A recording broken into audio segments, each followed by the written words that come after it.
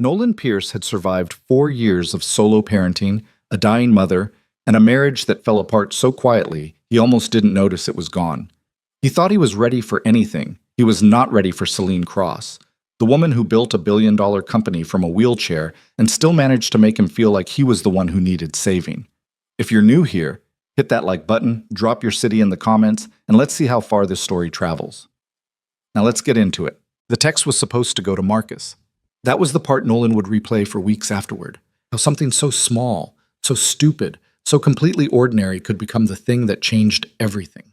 He hadn't even looked at the screen when he typed it. He'd been standing outside the elevator on the 14th floor of the Vertex Innovations building, still carrying the paper cup of terrible orientation coffee, and he'd fired off the message the same way he fired off 100 messages a day. Fast, without thinking. I thought she would be intimidating, but she's stunning. Marcus Webb, his best friend since college, was supposed to get that text. Marcus, who had spent the better part of 3 weeks sending Nolan job listings with increasingly desperate subject lines like, "Bro, they have benefits." And Nolan, "I am begging you." And finally, the one that had actually worked, the CEO is like 30 and apparently runs the whole thing from a wheelchair and built it herself. You'd respect the hell out of her. Just apply. Marcus had been right. Nolan had respected her. In the 10 minutes he'd spent watching Celine Cross address 40 new hires in a glass-walled conference room on the 12th floor. She had spoken without notes, without filler words, without the practiced warmth that corporate executives usually deployed like a weapon. She had been direct. A little blunt, actually. She'd said something in the first 2 minutes that most people in her position would never say out loud. "I don't need you to be loyal to me. I need you to be honest with me." There's a difference, and most people in this industry have forgotten it. The room had gone quiet in a way that was different from polite quiet. It was the quiet of people actually thinking. Nolan had thought, "She means it." And then he'd thought, almost involuntarily, because he was human and she was, objectively, factually, a striking woman. Stunning. He had meant to tell Marcus that. Marcus, who would have responded with 3 fire emojis and a voice memo of himself cackling. Instead, his phone buzzed 30 seconds after he sent it. The message preview appeared at the top of his screen. Celine Cross. An interesting thing to send your new CEO. For a full 3 seconds, Nolan did not breathe. He looked at the conversation thread. He looked at the name at the top. He looked at the little profile image. A small square photo of a woman in a charcoal blazer, expression neutral, photographed the way executives get photographed when they don't particularly enjoy being photographed. He had, somehow, with the supernatural incompetence that only true catastrophe produces, sent a personal text to the woman whose company had just hired him 45 minutes ago. His brain offered him several responses in rapid sequence. Throw the phone out the window. Quit now, before she fires you. Tell her it was meant for someone else. That last one. That was the right one. That was the obvious, sensible adult response. He started typing. "I am so sorry. That was meant for a friend. I apologize for the completely inappropriate." He stopped. Then he deleted it. Not because he wasn't sorry. He was. His entire body was conducting some kind of internal emergency. But there was something about the message she'd sent back, the phrasing of it, an interesting thing to send your new CEO, that didn't read like anger. It read like a person deciding, in real time, what they thought about something. He stared at his phone. Then he typed, slowly this time. "It was meant for my best friend. He talked me into applying for this job, and I was giving him an update. I understand if that's grounds for ending my first day before lunch." He hit send. He stood very still in the hallway. His phone buzzed. "Celine Cross. What time does your orientation end?" "Nolan, 4 p.m. Celine Cross. Come to the 14th floor at 4:15, room 1402. That was it. No explanation, no indication of what would happen when he got there. Just an instruction, the way someone gives instructions when they're used to giving them and have never had much patience for suspense. Nolan put his phone in his pocket. He went back to orientation. He did not retain a single piece of information for the rest of the afternoon. Set. Room 14. 02 turned out to be a small meeting room at the end of a corridor that felt separated from the rest of the floor, quieter, with better light, the kind of space that someone had deliberately chosen over the bigger, more impressive conference rooms. There was a whiteboard on one wall, covered in what appeared to be a market analysis written in handwriting so small and dense it looked like a different language. A half-empty coffee mug sat on the table. A laptop was open, screen dark. Celine Cross was already there when Nolan knocked on the open door. She was positioned at the head of the table, her wheelchair angled slightly toward the window, and she looked up when he came in with an expression that gave away exactly nothing. "Close the door," she said. He did. "Sit." He sat. Across the table from her, one seat to the left of center, because sitting directly across from someone in a situation like this felt too much like an interrogation. Celine looked at him for a moment. Not unkindly, just directly. The way she'd looked at the whole room during orientation, except now it was just him. "That text," she said. "Did you mean it?" Nolan opened his mouth, closed it. "I'm not asking for a reason that's going to get you fired," she said. "I'm asking because I've been in this company for 7 years, and I've had approximately 400 people look at me with approximately the same expression, the one where they're trying to figure out how to be normal around someone in a wheelchair, and not one of them has ever accidentally revealed what they actually thought of me before they had time to filter it." She said it without any particular bitterness. Factually. "So," she said, "did you mean it?" Nolan looked at her. "Yes," he said. The silence lasted about 4 seconds. "Okay," Celine said. Then she reached for her coffee mug, realized it was cold, and set it back down with a small sound of disgust. "You're on the analytics team. Hector Marsh is your direct supervisor. He's good at his job and bad at conflict. So if you ever have a problem you need escalated, figure out whether you can solve it yourself first." Nolan blinked. That's it? What were you expecting?" "Honestly, I thought you were going to fire me." "I considered it," Celine said, "but your interview scores were the highest we've seen in that position in 2 years, and good analysts are hard to find. I decided a text message sent to the wrong number wasn't worth losing someone competent over." She said it practically. But there was something at the very edge of it, something small, that was something else entirely. Nolan recognized it because he knew it from his own face, in mirrors, in the years since his divorce. It was the expression of someone who had been called a lot of things by a lot of people, and had stopped expecting to be called something that surprised them. He didn't say any of that. What he said was, "Thank you." Celine nodded once. "Don't send any more personal texts from company contacts." "I won't," he said. He stood up to leave. "Pierce said," she said. He stopped. "The friend you were updating," she said. "Tell him the intel was accurate." She had already turned back to her laptop by the time he reached the door. But Nolan had not intended to think about Celine Cross when he got home that evening. He had a very full life that kept him from thinking about things that didn't immediately require his attention, and most of those things were concentrated in a small apartment on the west side of the city, and specifically in one 7-year-old named Iris, who had her mother's eyes and his stubborn streak, and an absolute refusal to eat anything green unless it was a popsicle. "Daddy." "Iris." "There's no food." "There's food. We established this last week. Food exists in the refrigerator." Iris crossed her arms. She was wearing one sock. "There's no good food. I'm going to order pizza." The one sock situation disappeared immediately into another room, and Nolan heard the sound of small feet running across the apartment floor before her bedroom door banged open, and he could hear her talking to her stuffed animals with the kind of urgency usually reserved for press conferences. He stood in the kitchen for a moment and just breathed. The apartment was small. It was clean because he made himself keep it clean, because the alternative was chaos, and chaos was the one thing he couldn't afford.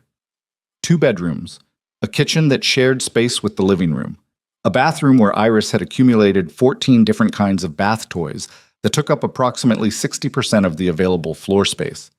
He had moved here a little over 4 years ago, after Emily left. Left was the word Nolan used with Iris because she was 7, and she didn't need the complicated version yet. The complicated version was that Emily had been trying to leave for about a year before she actually left, that she'd said things in the last few months of their marriage that Nolan still turned over in his head sometimes like stones, not to punish himself, but because he still wasn't entirely sure what to do with them. She'd said he was closed off, that he'd stopped letting her in somewhere around year 2, and she'd spent years knocking on a door that was already open but that he somehow couldn't see. He hadn't understood it then. He was starting to understand it now. His phone buzzed. Marcus. So how did orientation go? Did you see the CEO? Did she live up to the hype? Nolan typed back. I accidentally texted her instead of you. 3 seconds. What the text? The one I sent you about her. Nolan James Pierce. I know. What happened? She called me to her office and then basically told me I still have the job and to never do it again. That's it? That's it. A longer pause. Is she actually stunning, though? Nolan looked at his phone, put it face down on the counter, ordered the pizza. He thought about the way Celine C. had looked at him across that small table. Not with warmth exactly, not the kind that gets performed, but with a directness that he hadn't encountered in a long time. The kind that meant, I am looking at you.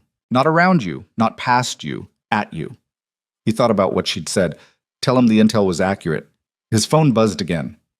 Marcus? Nolan? Marcus. Nolan. Marcus. I need a verbal confirmation. My guy Nolan picked up the phone. Yeah, he typed. She is. The first 3 weeks at Vertex were, professionally speaking, the most engaging Nolan had worked in years. He had spent the previous 2 years at a mid-size financial firm where the data team was good but not hungry. People who were comfortable, who had found a speed that worked for them and had no particular interest in going faster. Nolan had found himself doing work that was technically proficient and completely unstimulating, staying late, not because there was more to do, but because he didn't know what else to do with himself once Iris was asleep. Vertex was different. The projects were complicated in ways that were actually interesting.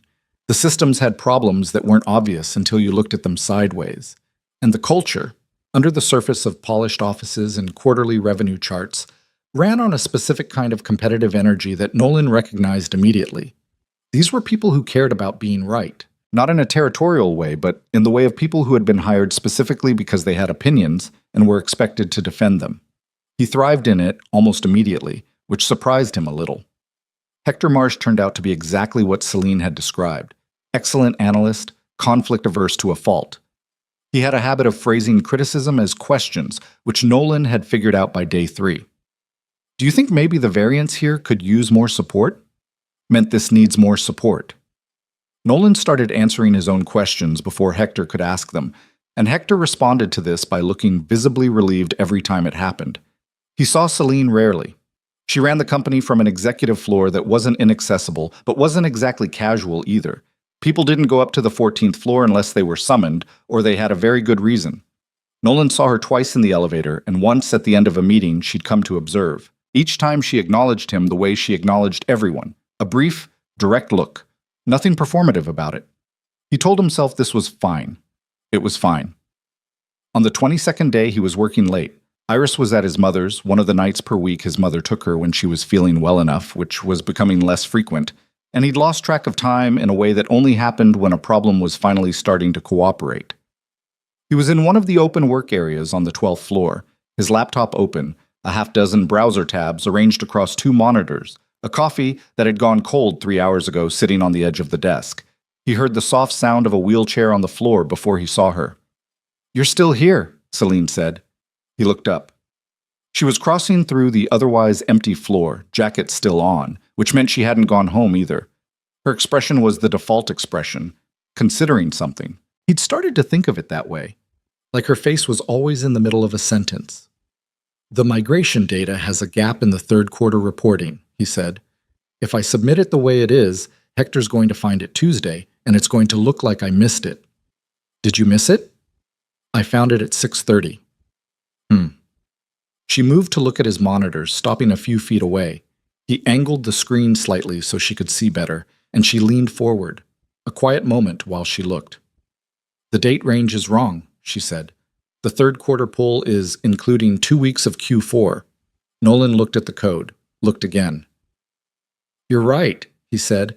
He felt the specific low-grade embarrassment of having missed something that turned out to be simpler than he thought. I've been staring at this for 3 hours. That's the problem, she said. Fresh eyes. It's faster to call it a night and fix it in the morning than to spin on it. I know. I'm aware of that principle. But you're still here. But I'm still here, he agreed. She almost smiled.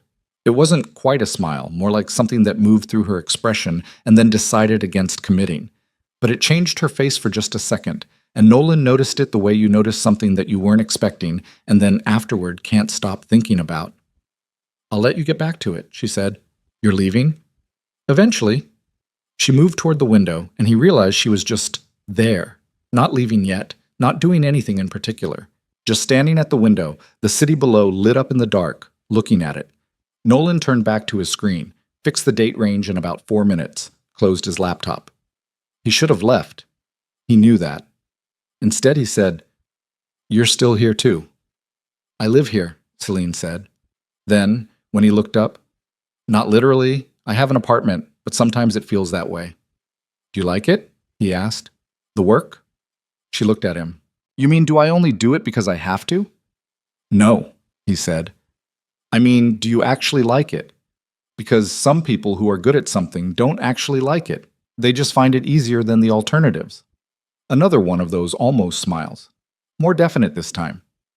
That's a strange question for a junior analyst to ask the CEO. "I'm aware. I do like it," she said. "I like building things. I like the problem of it. I don't always like the surrounding parts." "The surrounding parts meaning what?" "Rooms," she said. "Politics. The way people talk around what they mean because they're worried about what I'll think." She paused. "How long have you been at Vertex?" 22 days. "You don't do that, the talking around things."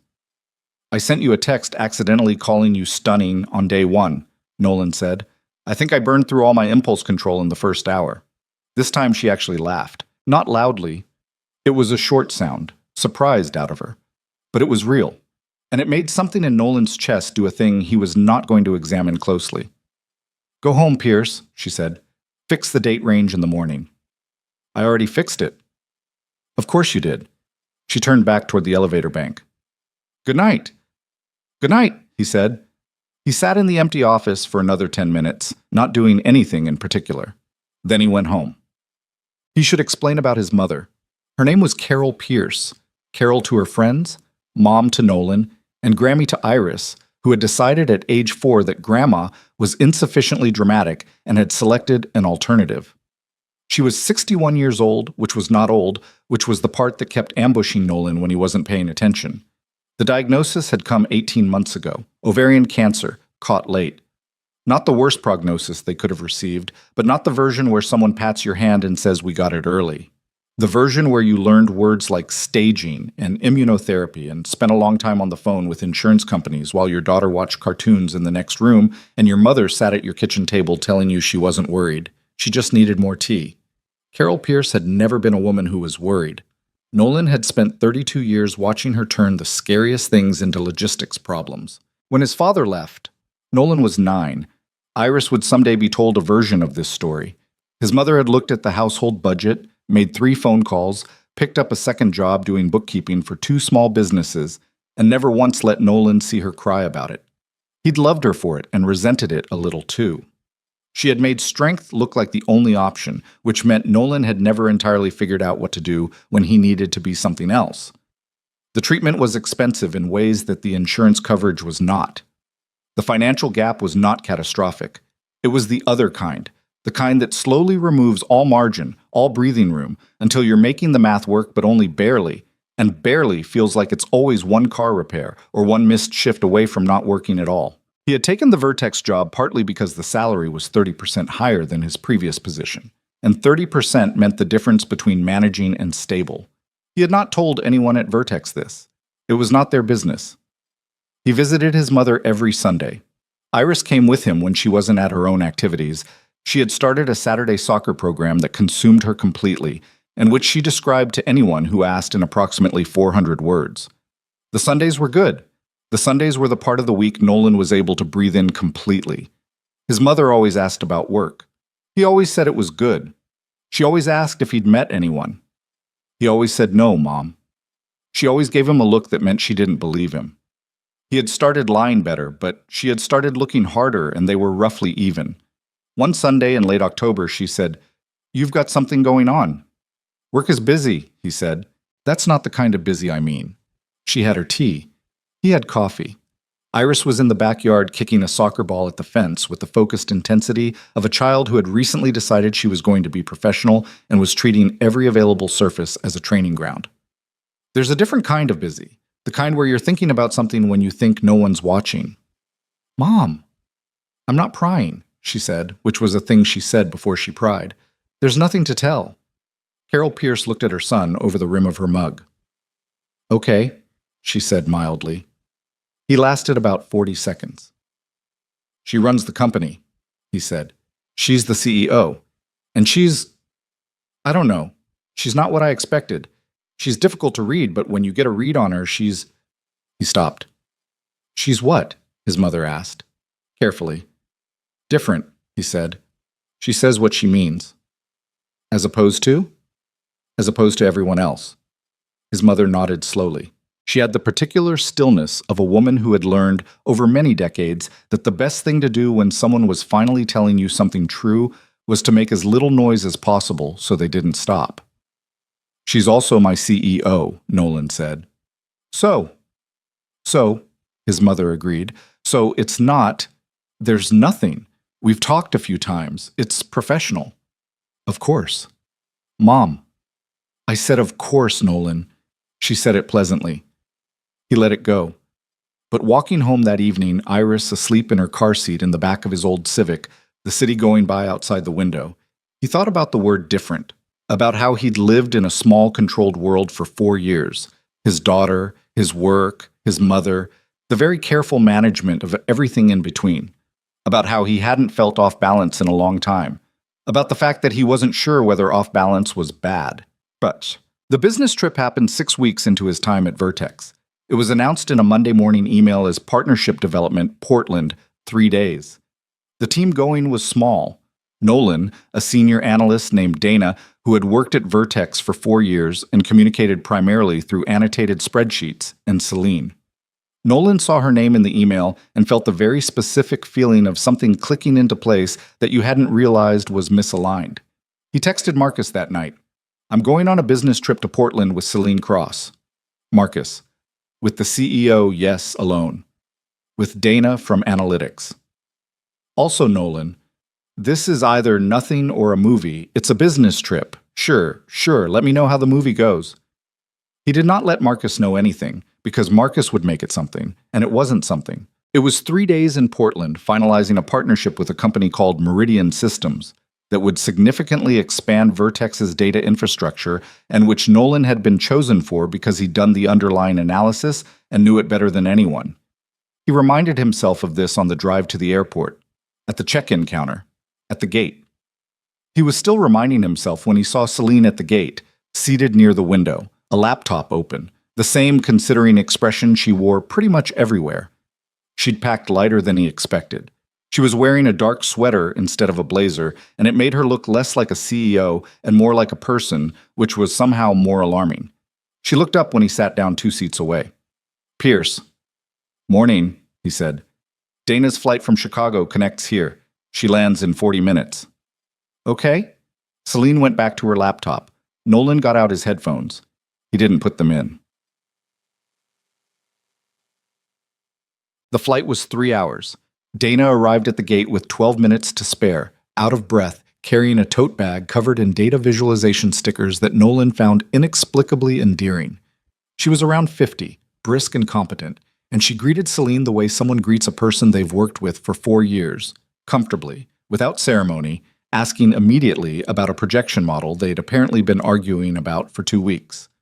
Nolan listened to them argue about it for the entire boarding process and a significant portion of the flight. He contributed twice, both times to Celine's side, both times because he thought she was right. The second time, Dana looked at him with what he could only describe as analytical reassessment, like she was updating a spreadsheet in her head. You've been at Vertex 6 weeks, she said. 5.5. And you're taking her side. He's right, Celine said, not looking up from her screen. Dana considered this. Okay, she said, apparently satisfied. She went back to her own laptop. Nolan caught Celine's expression. Not quite a smile, but the precursor to one, and looked away before he could think too much about it. But the Meridian meetings went long. They went long in the way of negotiations that are mostly settled, but where someone on the other side keeps having one more concern that is always about something slightly different than what they said it was about, which usually means the real concern is something else entirely, and no one is going to say what it is out loud until someone runs out of patience, or caffeine, or both. By the second day late afternoon, Nolan had identified the real concern, a Meridian VP named Gerald Chen, who was worried that the partnership would eliminate his division's autonomy. He was raising infrastructure objections that were technically valid but weren't the actual point. He walked Celine through it over dinner, the three of them at a hotel restaurant, Dana having ordered a glass of wine and visibly settling in for what she described as post-battle carbs. If you approach it as a structural integration problem, he's going to keep finding reasons, Nolan said. But if you reframe it as an autonomy preservation question, if the agreement explicitly protects his division's decision-making authority on anything below the infrastructure level, he stops fighting the infrastructure, Celine said. Right. And he looks like he won something. He did win something. Celine was quiet for a moment. When did you figure this out? Hour 2, day 1, he said. Why didn't you say something? Because I'm 5 weeks in and it wasn't my read to offer without being asked. She looked at him. You can offer reads. You don't need to wait to be asked. Now I know. Dana looked between them over her pasta and said nothing. The third night was different. The Meridian issue had resolved. Celine had taken Nolan's reframe into the morning session, and Gerald Chen had walked out looking, as predicted, like he'd won something. Dana had caught a red-eye back to Chicago because she had a family thing she didn't explain, and had packed with the efficiency of someone who had done this many times, which meant Nolan and Celine were the only ones at dinner. He'd almost offered to eat alone or order room service, something that would give them the professional distance that, technically, officially, they were supposed to be maintaining.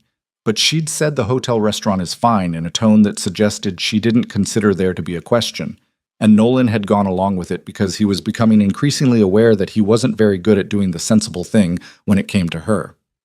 The restaurant was quiet on a Wednesday night. Good food, not particularly fancy. Celine had a glass of red wine. Nolan stuck to water because he had the early checkout and knew from experience that wine on business trips hit differently. For the first half hour, they talked about Vertex, the partnership, what the next quarter would look like, safe territory.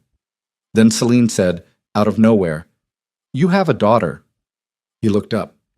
"Yeah, how did you have a photo on your desk, curly hair, missing a front tooth." "Iris," he said.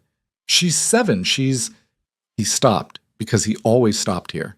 Not because he didn't want to talk about Iris, but because the moment he started, he genuinely could not stop, and he had learned over the years that not everyone wanted the full version.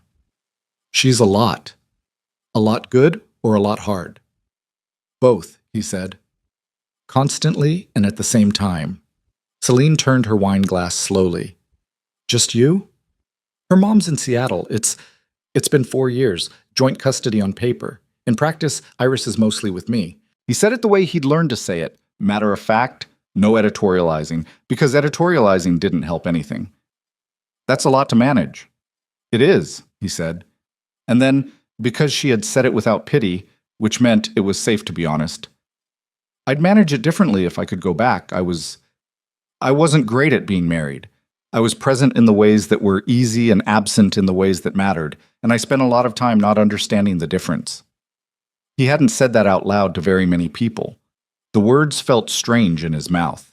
Not bad strange, the other kind. Celine looked at him. She wasn't doing the face, the concerned, careful face that people made when you said something personal and they were trying to figure out the correct amount of empathy to display. She was just listening. "Does Iris know?" she said. "Not the whole thing. She knows I messed some stuff up. Kids know more than we think they do." "Yeah," Celine said, quietly. A pause. "The accident," he said, carefully, not because he was afraid to ask, but because he wanted to get the asking right. "That's public record. I read about the company when I was applying. You don't have to talk about it." "I know I don't have to," she said. "What do you want to know?" "I was going to ask how long ago." 8 years. I was 22. Car accident. 3 surgeries, 2 years of rehab, and eventually someone very carefully explained to me that the damage to my spinal cord was permanent and that I needed to decide what to do with that information. She said it the same way he'd talked about his marriage, matter of fact. Not because it didn't matter, but because she'd had years to carry it and had decided how she wanted to carry it. "What did you decide?" he asked. "To build something," she said. "I'd already started Vertex before the accident. It was small then, basically me and 4 people in a rented office. I had a choice between spending 2 more years recovering in a way that tried to get back to what I'd been before, or deciding that what I'd been before wasn't the best version of me anyway." She paused. "I'm not saying it was that clean. It wasn't. There were years that were genuinely bad. I'm just telling you what I decided eventually." "How do people react to you now?" he asked. "The ones who haven't met you before." "Depends on the person." She held his gaze. "Some of them can't get past it. They look at the wheelchair and they can't hear anything else. Some of them try too hard in the other direction.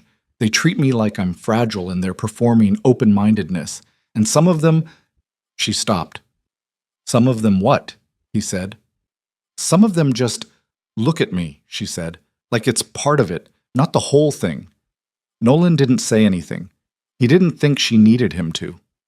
They sat with that for a moment. The restaurant around them was quiet. Someone in the kitchen was having an argument with someone else in the kitchen, muffled through the wall. "I should tell you something," Celine said. "Okay." "When I got that text—" She stopped, tried again. "I'd had a very bad day. The week before you started. A board member had made a comment in a meeting about whether the company was, how he phrased it was, properly managed. He wasn't specific. He didn't have to be." Nolan went still.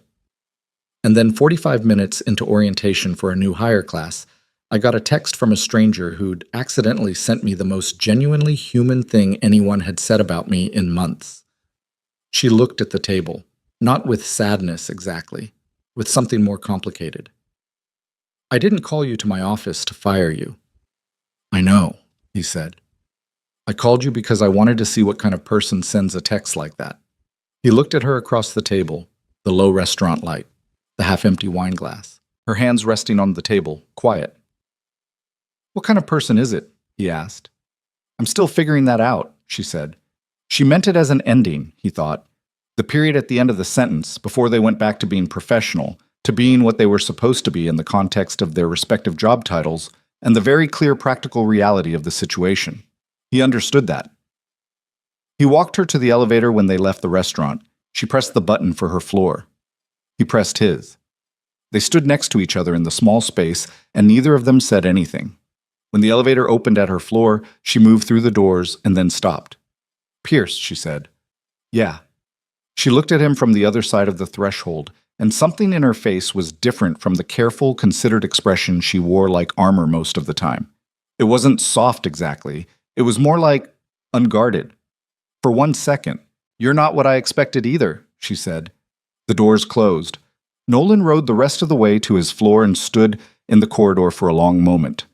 He thought about Iris at his mother's apartment, probably asleep by now. He thought about what his mother had said. There's a different kind of busy. He unlocked his hotel room door. He didn't call Marcus. He sat on the edge of the bed in the dark for a while and didn't think about anything in particular. He thought about everything. They flew back on Thursday morning. At the airport, waiting at the gate, Celine was reading something on her tablet and Nolan was getting coffee. He brought her one without asking, the way he'd learned she took it, and set it on the arm of the chair beside her. She looked at it, looked at him, didn't say anything, picked it up and went back to reading. Nolan sat down, put in his headphones. He almost smiled. They didn't talk about Portland when they got back. Not directly. Not in any way that acknowledged what the trip had become by the third night. That quiet shift over dinner, the elevator doors closing, the coffee at the gate that neither of them commented on. They returned to Vertex on a Thursday, and by Friday morning everything looked exactly the same as it had before they left. And Nolan was beginning to understand that this was how Celine operated. She would let something be true, and then she would put it back in its drawer and return to work. And if you were smart, you would do the same. He was trying to be smart. It helped that there was a lot of work. The Meridian partnership had closed cleanly. Gerald Chen's division autonomy clause had gone in exactly as Nolan had suggested, and the signed agreement had come through Tuesday afternoon, which meant a round of internal meetings to begin the integration planning. Nolan was pulled into 3 of those meetings in his first week back, which was unusual for someone at his level, and which Hector mentioned with a careful neutrality that meant he'd noticed and wasn't sure what to do with the noticing. "Celine requested you specifically," Hector said on a Wednesday morning, passing Nolan's desk with a coffee and a slightly bewildered expression. "For the Meridian Integration Steering Committee. That's not typical for someone 8 weeks in." "Okay," Nolan said. I'm not saying anything." "I know you're not, Hector. I just think it's worth knowing." "I appreciate it." Hector nodded, still looking slightly bewildered, and went back to his office. Nolan looked at his monitor for a moment. He thought about saying something else, some piece of context that would make Hector's bewilderment less uncomfortable, and decided against it, because there wasn't a version of that context that came out clean. He went to the steering committee meeting. Celine ran it with the same clipped efficiency she brought to everything, and she called on him twice, and neither time was there anything in her voice that suggested he was anything other than the analyst who had done the Meridian groundwork. Which he was. That was true. He reminded himself of this. It was true. On the drive home that evening, Marcus called. "Status report," Marcus said by way of greeting. "On what?" "Don't be annoying, on the CEO situation." "There's no situation." "Nolan, you went on a 3-day business trip alone with her. With Dana also. And you came back and you've said literally nothing about it, which is how I know something happened." Nolan changed lanes. The evening traffic was doing its usual thing, the interstate moving in that slow accordion way that meant he'd be home in 40 minutes minimum. "We had dinner," he said. "You had dinner. The last night, Dana caught an early flight. We talked." A pause. "About what?" "About things. Her accident. My divorce. Iris." He paused. "It was 2 hours and neither of us was performing." "Performing? You know what I mean, when you're talking to someone and you're saying the right things in the right order and everyone's comfortable, but nothing's actually—" He stopped.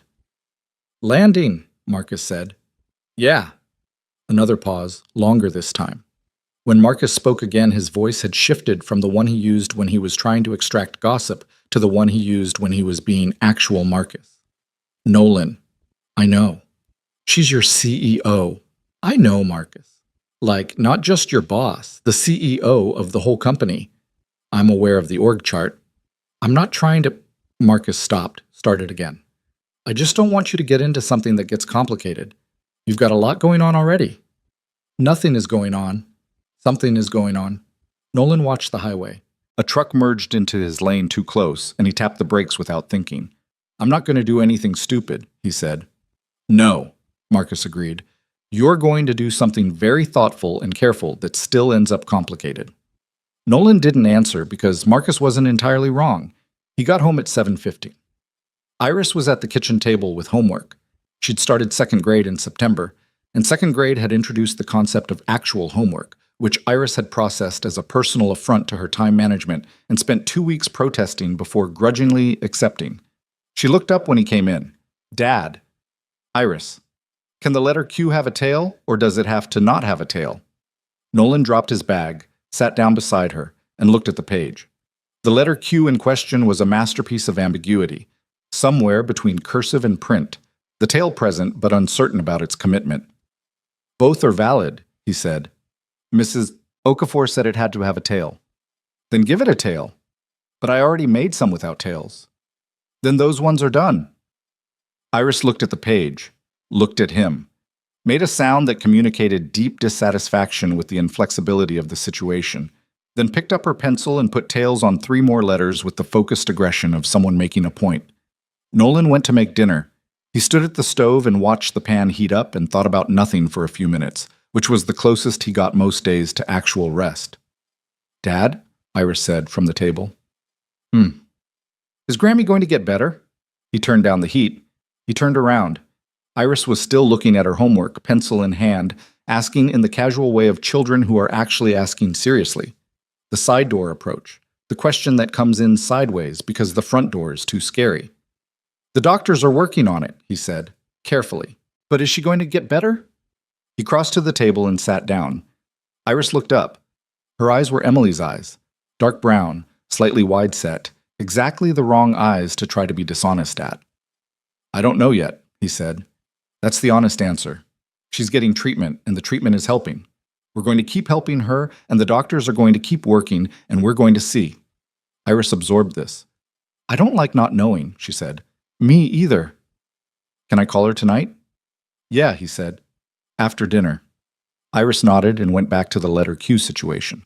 Nolan went back to the stove. He listened to his daughter add tails to letters, and he thought about his mother's face the last Sunday, how she looked more tired than she usually let herself look. And he did what he'd gotten very good at over the past 18 months.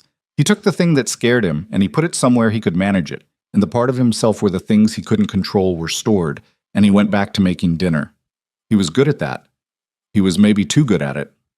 The weeks after Portland had a particular quality to them, a charged ordinariness, if that was a thing that could exist.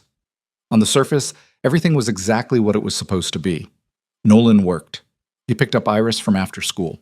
He visited his mother on Sundays and listened to her not complain about the side effects of the immunotherapy, and helped her with the crossword she did every morning and had done every morning for as long as he could remember. Underneath the surface, he was aware of Celine Cross in the specific way you become aware of something you have been trying not to think about, which is to say, constantly, and with the slightly exhausting quality of sustained effort. They interacted regularly now. The Meridian integration had created legitimate reasons to communicate. Meetings that Hector attended half the time and then didn't, conversations that started about data architecture and sometimes extended into other things. Those small sideways moments that Nolan was becoming fluent in reading, even as he told himself he wasn't. She sent him a model she'd built at 11:30 on a Tuesday night with a note that said, "See what I did with the variance weights." He sent back 4 comments and a revision, and the note, "You were right about the weights, wrong about the time lag." She sent back, "The time lag issue is a known problem." He sent, "Then why'd you leave it in?" She sent, "To see if you'd catch it." He sat with his phone for a full minute after that. He did not tell Marcus. Ugh. The Thursday that everything changed was the kind of Thursday that gave no warning. There was nothing about it that announced itself as significant. Nolan had been at Vertex for 11 weeks. He had a 3 o'clock with the integration team and a report due by end of day that he was going to finish comfortably. Hector was in a good mood because the previous quarter's numbers had come in strong, and when Hector was in a good mood, he brought donuts, so there were donuts. He ran into Celine in the lobby at 8:47 in the morning, not on the 14th floor, not in a meeting, not in the elevator going up. In the lobby, coming in from outside, which meant she'd been somewhere before the office, and was arriving later than her usual 7:15. She was in a dark coat, one he hadn't seen before, and she looked tired in a way she usually didn't let show. "Morning," he said. "Pierce?" She pressed the elevator button. He stood beside her. "You're early. Report due today. I wanted a head start." The elevator came. They got in. She pressed 14, he pressed 12. "You all right?" he said. She looked at the doors. "Board meeting yesterday evening. How was it?" A brief silence. "Informative," she said. He didn't push it. The elevator moved. He thought about the board member she'd told him about in Portland, properly managed, and about the way she'd said it, carefully flat, the words held at a certain distance. "Celine," he said. She looked at him. "If it ever—" He stopped. Restarted. "If there's ever something it would help to think through. I'm good at the analysis side. I know that's probably not—" "I know," she said. "I'm not trying to—" "Nolan." She used his first name. She didn't do that often, and each time she did it, it was a slightly different thing. This time it was quieter than usual, and it landed differently because of that. "I know." The elevator stopped at 12. He stepped out. The doors closed. He stood in the corridor for exactly 3 seconds before his brain caught up to the fact that she'd just used his first name for the second time ever, and the way she'd said it was the way you say someone's name when you want them to understand something you can't quite put into a full sentence yet. He went to his desk. He opened his laptop. He told himself to focus on the report. 2 Fridays later, Iris had a soccer game. It was an 8-year-old recreational league game, which meant it was located on a muddy field at a park near the elementary school, and it would involve approximately 45 minutes of loosely organized chaos, at least one child crying about something unrelated to soccer, and a level of parental enthusiasm entirely out of proportion to the actual stakes. Nolan loved these games with a completeness he could never quite explain to people who didn't have kids, the way they reset something in him. Here was a thing that mattered not because of money or career or any of the adult machinery he managed all week, but because Iris was running across wet grass in cleats 2 sizes too big, and her face was the face of someone completely and utterly in what she was doing.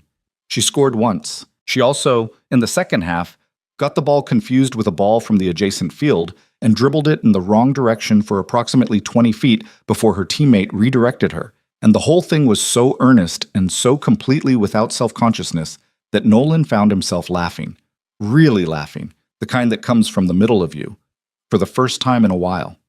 His mother was there.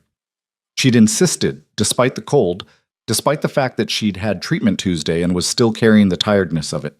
She sat in the folding chair he'd brought for her, wrapped in a coat and a scarf, and she watched Iris with the particular expression she had when something made her happy, but she was also aware of how much she loved it. "She's got your stubbornness," his mother said, after Iris went after a ball with a determination that was frankly alarming in a 7-year-old. "I know," Nolan said. "That's a compliment." "I know it is." His mother looked at him sideways. She'd been doing that all morning. The sideways look, the quiet calibration. He'd been waiting for whatever was coming. "Tell me about this woman," she said. "Mom, I'm not starting anything. I'm asking." He watched Iris sprint toward the opposite goal. "There's nothing happening." "You're a bad liar." "There's nothing happening that I've done anything about," he said. "Okay," Carol Pierce said, "but what is she like?" Nolan was quiet for a moment. On the field, Iris collided mildly with a teammate and they both bounced off each other and kept going. "She built something real," he said, "from scratch mostly. And she's honest. Not brutal honest, just she doesn't perform. She says what she means, or she doesn't say anything, and you can tell the difference, and that's—" He stopped. "That's rare," his mother said. "Yeah. And she sees you." Nolan looked at her. "What?" Carol Pierce was still watching the field. "Some people look at you, and they're seeing themselves, or they're seeing something they need from you, or they're seeing who they think you should be. And some people just see you. That's what you're describing." He didn't answer. "Is she kind?" his mother asked. He thought about it honestly. Kindness wasn't the first word he'd reach for, but the more he turned it over, the more he thought, yes, just not in the obvious way, in the way of someone who has been hurt enough times to understand exactly how hurt happens and chooses not to do it. "Yeah," he said. "She is." His mother nodded once, satisfied, and went back to watching her granddaughter play soccer. The photos appeared on a Monday. He didn't see them first. He saw them second. He saw Marcus's text first at 7:03 in the morning, which read, "Nolan, call me before you get to the office." And then when he was in the car, he read the second text. "There's a story, corporate blog thing, photos from Portland." He pulled over.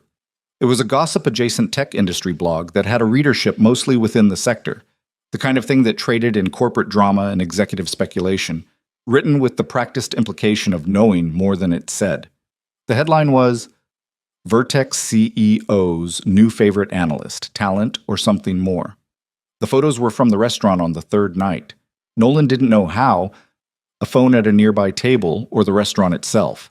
But there were 3 of them, grainy and shot from an angle that caught them leaning toward each other in the way 2 people lean when they've forgotten there's a room around them. In one of them, Celine was looking at him with the unguarded expression, the one he'd thought was just for that second. And in the context of a photograph under that headline, it meant something that was both true and entirely wrong at the same time. The article itself was careful in the specific way of things designed to imply without accusing. It mentioned Nolan's rapid inclusion in the Meridian Steering Committee. It mentioned the business trip. It said sources close to the company suggest which could mean anything, and it raised the question, delicately, precisely, of whether Vertex's CEO was allowing personal entanglement to influence professional decisions. Nolan sat in his car for 4 minutes. Then he drove to work. The office already knew. He could feel it the way you can feel weather, something in the air pressure of the place, the way conversations paused or adjusted when he walked through. Hector met him at his desk with the expression of a man who had been hoping very hard that a problem would solve itself and had just been informed that it would not. "I saw it," Nolan said, The board has already... Hector stopped. There's been some communication from above. I understand. You're not... I want you to know you're not in trouble with me, or with anyone on the team. I know, Hector. Thank you. He sat at his desk. He opened his laptop. He looked at the screen for a while without seeing it. His phone buzzed. Not Marcus this time. Celine Cross. Are you in? Yes, come up when you can. He took the elevator to 14. He sat in 1402. Their room, he'd started thinking of it that way without meaning to, and waited. She came in 7 minutes later and she looked exactly like she always looked, which meant she looked like someone managing something from the inside. She sat down. She didn't open with anything indirect. I need you to tell me what you want to do, she said. About what? Don't... She stopped, softened slightly, or not softened, modulated. I'm not going to manage this for you. I can control what happens at the company level, but I can't tell you how to feel about it. I'm not worried about me, he said. She looked at him. The story is questioning your judgment, he said. That's what it's actually doing. Everything else is... It's a vehicle for that. I'm aware. So what do you want to do? She turned the question back without hesitation. What would you do? If I were you? He thought about it honestly. Nothing, right now. Reacting publicly makes it larger. Let it sit for a week and see what it does on its own. And if it doesn't go away, then you have a harder decision about how public you want to be. A pause. And you, she said, carefully. What about me? How public do you want to be? About what this is? He looked at her.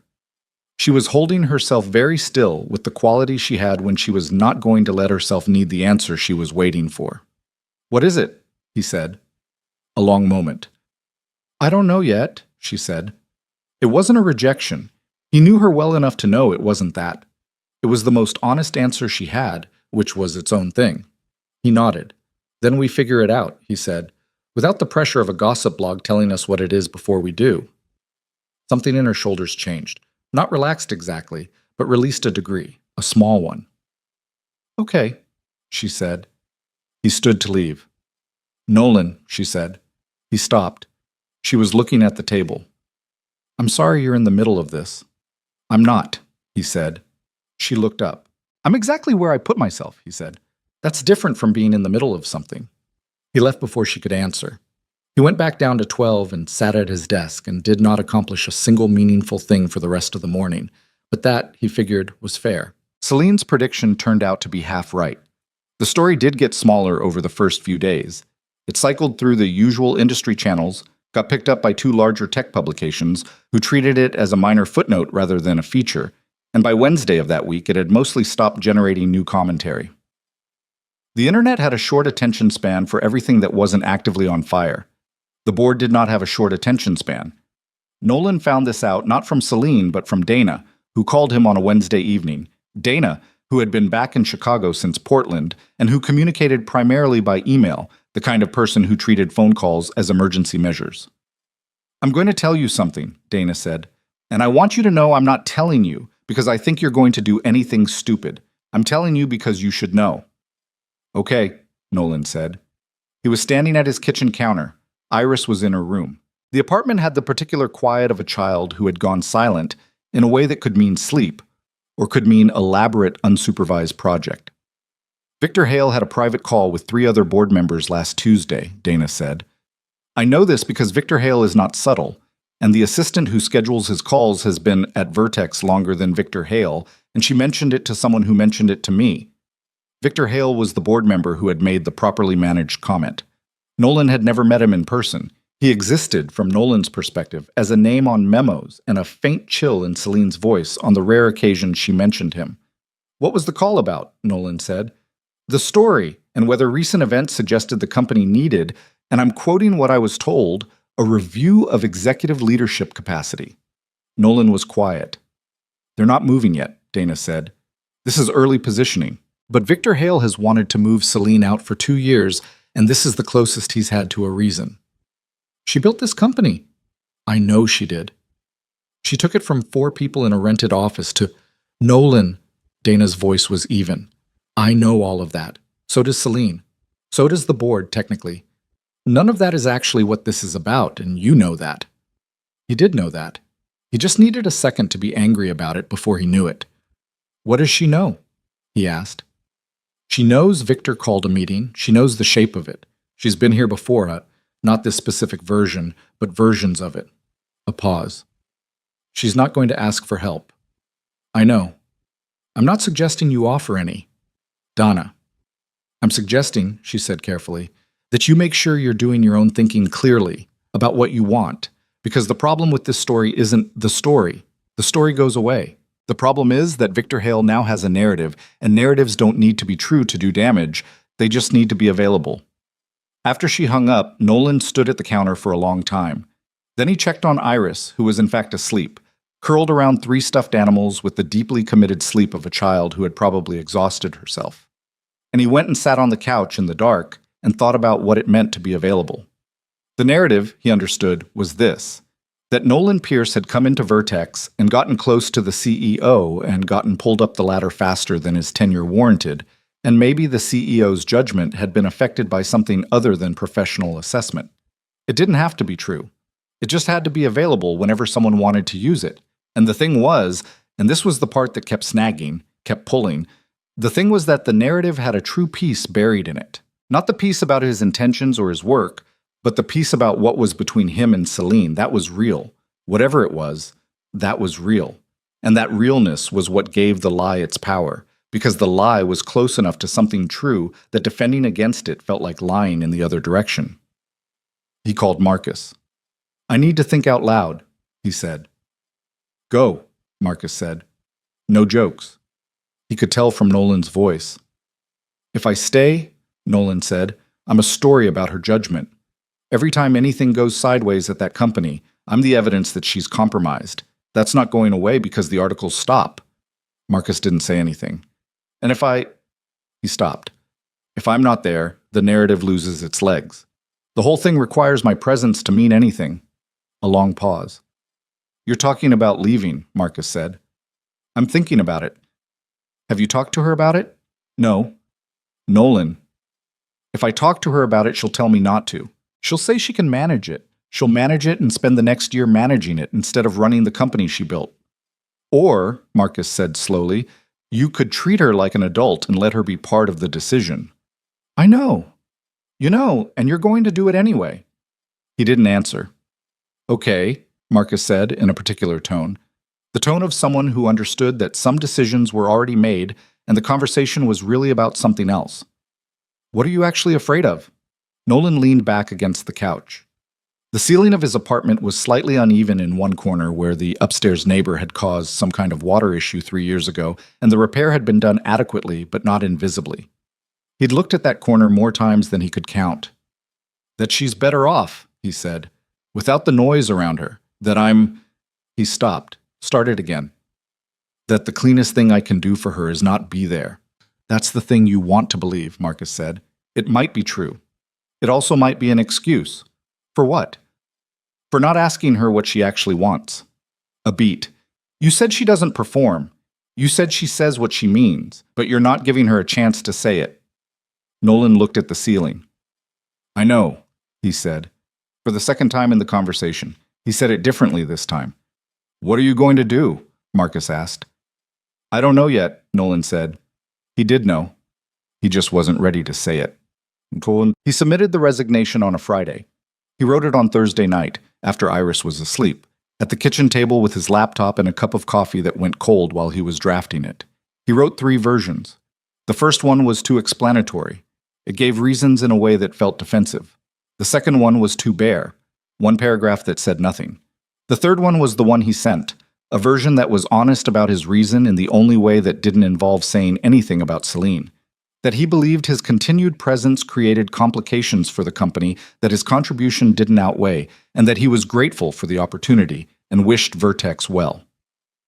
He sent it at 11:47 on Thursday night, addressed to HR and copied to Hector. He did not copy Celine. He didn't sleep well. Sleep. He lay in his bed and listened to the sounds of the apartment, the hum of the refrigerator, the distant sound of a car outside, Iris's occasional shifting in the next room. And he thought about the fact that what he was doing was either the right thing or the cowardly thing, and he genuinely wasn't certain which, and maybe both could be true at the same time. And maybe that was the most honest thing about it. In the morning, he got Iris ready for school. He made her toast.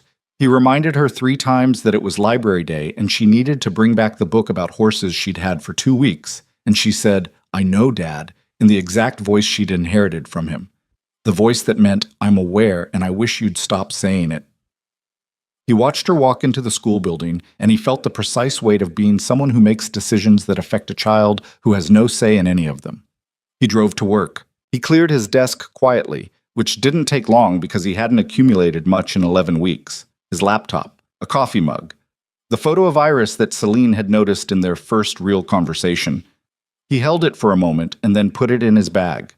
Hector came by at 9:15. He stood at the entrance to Nolan's workspace, and he looked at the desk and then at Nolan with an expression that was not bewildered this time. It was something sadder than that. "You don't have to do this," Hector said. "I think I do." "Nolan." "Hector, I appreciate it. I mean that. But this is the right call." Hector looked like he wanted to argue and had correctly assessed that the argument was over. He nodded once. "You're good at this," he said. "The work. You're really good at it." "I'll find something." "I know you will. I'll write you a reference whenever you need it." He paused. "A strong one." Nolan thanked him. The email from Celine came at 9:53. "My office. Now. Not 1402. Her actual office. The one on 14 that he had never been in, the one with the glass wall that made it visible from the corridor, and the desk that was always covered in things that looked like chaos from the outside and were apparently a system she could navigate perfectly from the inside. He'd heard about it. He'd never had a reason to go there before. The door was open. She was at her desk when he arrived, and she looked up when he came in, and she looked the way she looked when she was managing something from the inside, but underneath the managing there was something else. Something that Nolan recognized from the reflection of his own face in dark windows when he thought no one was watching. "Close the door," she said. He did. "Sit down." He sat. She had his resignation email open on her screen. He could see it from where he sat. The white of it, the small block of text that had taken him 3 tries and hadn't gotten easier. "Tell me why," she said. "I explained until Don't do that. Not angry. Firm. Tell me why. The actual reason." He looked at her. "You know why." "I want you to say it." "The story doesn't go away while I'm here," he said. "Every call Victor Hale makes, every whisper about your judgment, I'm what it points to. I'm the evidence. You're not evidence of anything. That's not the point." "Then what is the point?" "The point is that you built this company." He kept his voice even. He'd practiced this part. "You built it from nothing, and you ran it for 7 years, and you shouldn't have to spend your next year defending your capacity to run it because of—" He stopped. "Because of me," she said. "Because of a story about a dinner in Portland that got photographed." "That's not what you were going to say." He was quiet. "Nolan?" Her voice had changed. It was the voice from the elevator. The name said like a sentence. "Look at me." He looked at her. "You're making a decision about what I need," she said, "without asking me." "I know. I don't need protecting. I know that too. Then why—" Something moved across her face, not quite controlled. "Why are you doing this like something that was already decided? Like you came in here just to tell me it's done?" "Because if I asked you," he said, "you'd tell me to stay. And you'd spend the next year managing the fallout, and you'd do it well because you do everything well, and it would cost you something. And I can't—" He stopped, steadied. "I can't be the thing that costs you something." The silence lasted long enough that he heard the ventilation in the building. Celine looked at him. She looked at him the way she'd looked at him across the restaurant table in Portland, with the expression that was not performed, not managed, just true. And what was in it now was something he hadn't let himself put a name to until this moment, sitting in her office with a cleared desk and a resignation that HR had already acknowledged. "You already are," she said quietly. That's not a complaint. I'm telling you it's already true, so the reason you're giving me doesn't work the way you think it does." He didn't have an answer for that. "Celine, I'm not going to beg you to stay," she said. "I won't do that." The managing was back, the layer of it, but thinner than usual. But I need you to understand that this... She stopped, looked at the window, looked back. I don't do this. I don't let people. I don't have dinners where I say things I haven't said before. That's not something I do easily, and you are the exception, and I don't know yet what to do with that, but I know that you walking out of here because you've decided it's best for me is not... She stopped again. Is not what? He said. Is not something I get to agree to, she said. You're deciding for me, and that is the one thing... She pressed her mouth closed. The one thing she didn't accept. He'd known that from the beginning. The one thing that she had never tolerated. Being managed. Being protected from things without her consent. I know, he said. He said it like he meant it. You're right, and I'm sorry. Then don't go. He looked at her. He thought about Victor Hale. He thought about his mother's face, tired in the cold at Iris's soccer game. He thought about all the things he managed and held and kept in the part of himself where the uncontrollable things lived. I think I have to, he said. Her face closed. Not shut. It was more precise than that. It was the closing of something that had been open, a door going back to where it usually sat. She looked at him with the expression he'd first seen across a conference room on orientation day. Direct, readable, to him now in a way it hadn't been then, which meant he could see exactly what it was costing her to hold it steady. Okay, she said. He stood up. The paperwork will come through Monday, she said, back to the managing voice, the executive voice. HR will process... Celine. She looked at him. He didn't know what he'd been going to say. Something true. Something that wouldn't make it worse. He stood there for a second in the way of someone who has just understood that they have run out of the right words and the wrong ones are all that's left. I'm not going anywhere because I don't want to be here, he said. I need you to know that. She looked at the window. Understood, she said. He left. The next 2 weeks were the administrative fact of being gone. He updated his resume. He reached out to former colleagues. He applied for 3 positions before the end of the first week, all data analytics roles, all at companies where he had no history and no complications.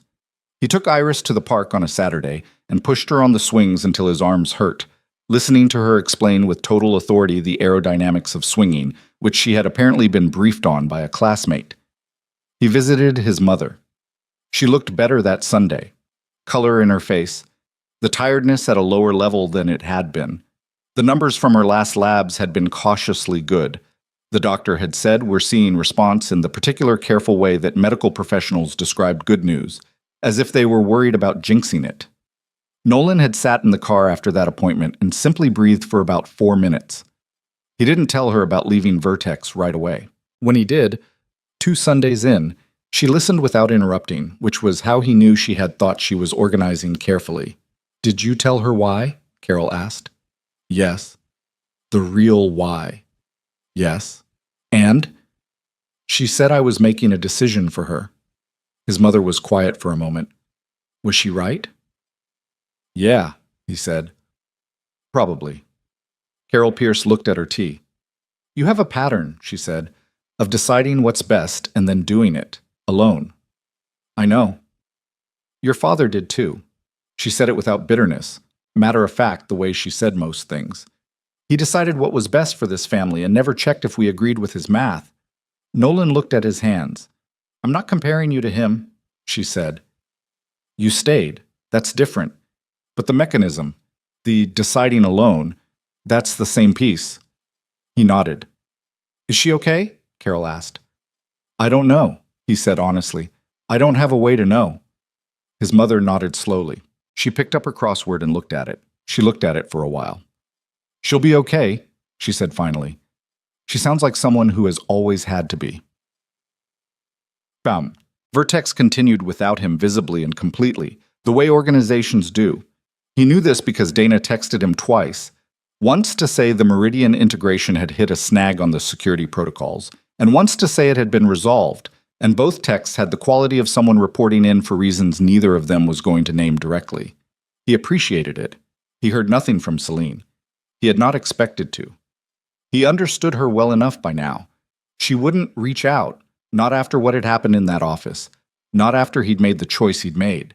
She had a sense of personal dignity that wasn't pride exactly, but ran on similar tracks, and he had, in a meaningful way, overridden her. And that was not something she moved past quickly or easily. He understood it, and it still sat in him like a stone. 3 weeks after he left, Marcus took him to dinner at a place with terrible lighting and good burgers, and they sat across from each other, and Marcus ate most of the fries, and Nolan told him everything, the office conversation, what she'd said about deciding for her, the way her face had closed. Marcus listened to all of it. "You love her," Marcus said. Nolan didn't answer immediately. "I know," he said. "Does she know?" "I think she knows something." "That's not the same." "I know that's not the same." Marcus ate a fry. "What are you going to do about it?" "Nothing. Right now, nothing. She needs to not be managing the fallout from a story about her judgment. That's still true. That hasn't changed." "Nolan," Marcus looked at him steadily. "You left so she wouldn't have to deal with that. And she's still dealing with it. The only difference is now you're not there." He hadn't thought about it in exactly those terms. He sat with it for a moment. "I know," he said. For the 1,000th time, probably, the phrase was becoming something of a personal anthem. "You say that a lot," Marcus observed. "I know things clearly and do them badly," Nolan said. "It's a character flaw." "At least you're consistent." He almost smiled. His phone rang at 6:47 the following Thursday evening. Unknown number, local area code. He almost didn't pick it up. He'd been getting calls from recruiters, and he'd started letting them go to voicemail. But something made him answer. "Mr. Pierce?" A voice he didn't recognize. Young, professional, slightly rushed.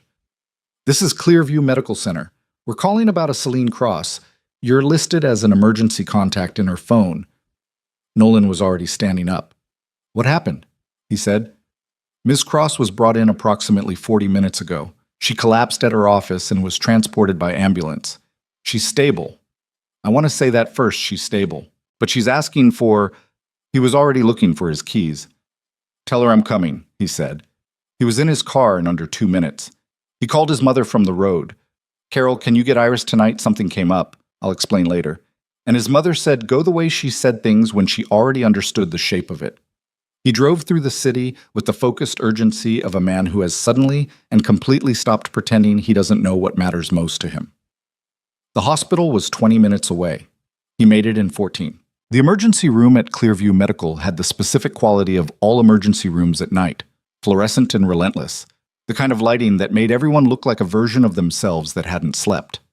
Nolan gave Celine's name at the front desk and was told to wait. And he waited with the particular stillness of a man who had nothing useful to do with his hands and was trying not to think about everything he might have done differently in the past 3 weeks. A nurse came out at 8:14. Young woman, efficient, the kind of tired that had been there long enough to become a baseline. "She's stable," the nurse said before he could ask. "Exhaustion, dehydration, low blood pressure." She pushed herself to a point her body stopped cooperating. "Can I see her?" "She asked for you specifically." The nurse gave him a look that was professionally neutral and personally curious. "Room 114, down the hall, left." He found the room. The door was half open. He knocked anyway. "Come in," Celine said. She was in a hospital bed with the back raised to sitting position, an IV line running into her left arm, still in the clothes she'd worn to the office. Dark blouse, tailored pants, the small details of a person who had not planned to be here. Her hair was down. He'd never seen her hair down before. It made her look different in a way he couldn't fully articulate. Less armored was the closest thing, though that wasn't quite it either. She looked at him when he came in. She had the particular expression of someone who has just been through something embarrassing and is managing their feelings about it. "You didn't have to come," she said. "I know," he said. He pulled the chair from the corner and sat down beside the bed. "How long had it been building?" She looked at the IV line. "I don't know. A while." "Celine." 3 weeks, she said. "Maybe a little more. I wasn't sleeping much. There was always something that needed doing, and I kept doing it, and eventually my body had an opinion about that." "What did the doctor say?" 48 hours of rest, fluids, a speech about stress management that I'm sure was well-intentioned. She said the last part without particular feeling. "Are you in pain?" "Headache. It's manageable." She shifted slightly against the pillow and made a small face that meant it was more than manageable, but she wasn't going to say so. He recognized the face. He'd been watching her manage things for 11 weeks. "Is there someone who should know you're here?" he said. "Family or—" "My parents are in Phoenix. I'll call them in the morning when I can tell them I'm fine and they don't need to get on a plane." She paused. "There isn't really anyone else." He nodded. He didn't say anything about that because she hadn't said it as a complaint. She said it the way she said most things, as a fact about the landscape. They sat in the quiet for a moment. The hospital sounds came through the walls, distant voices, the soft roll of equipment, the particular ambient hum of a building that never fully stopped.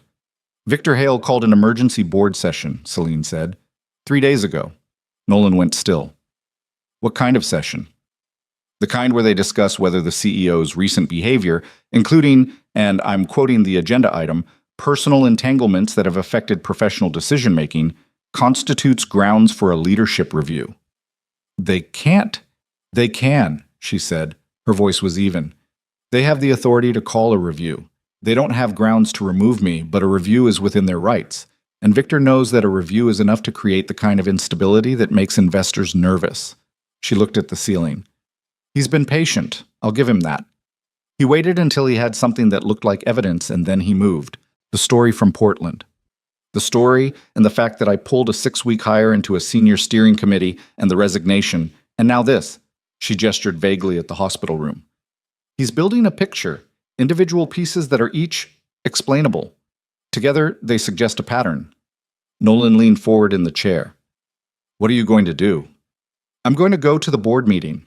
She said it without hesitation, which meant she'd already decided, which meant she'd been deciding it while she was lying in a hospital bed with an IV in her arm.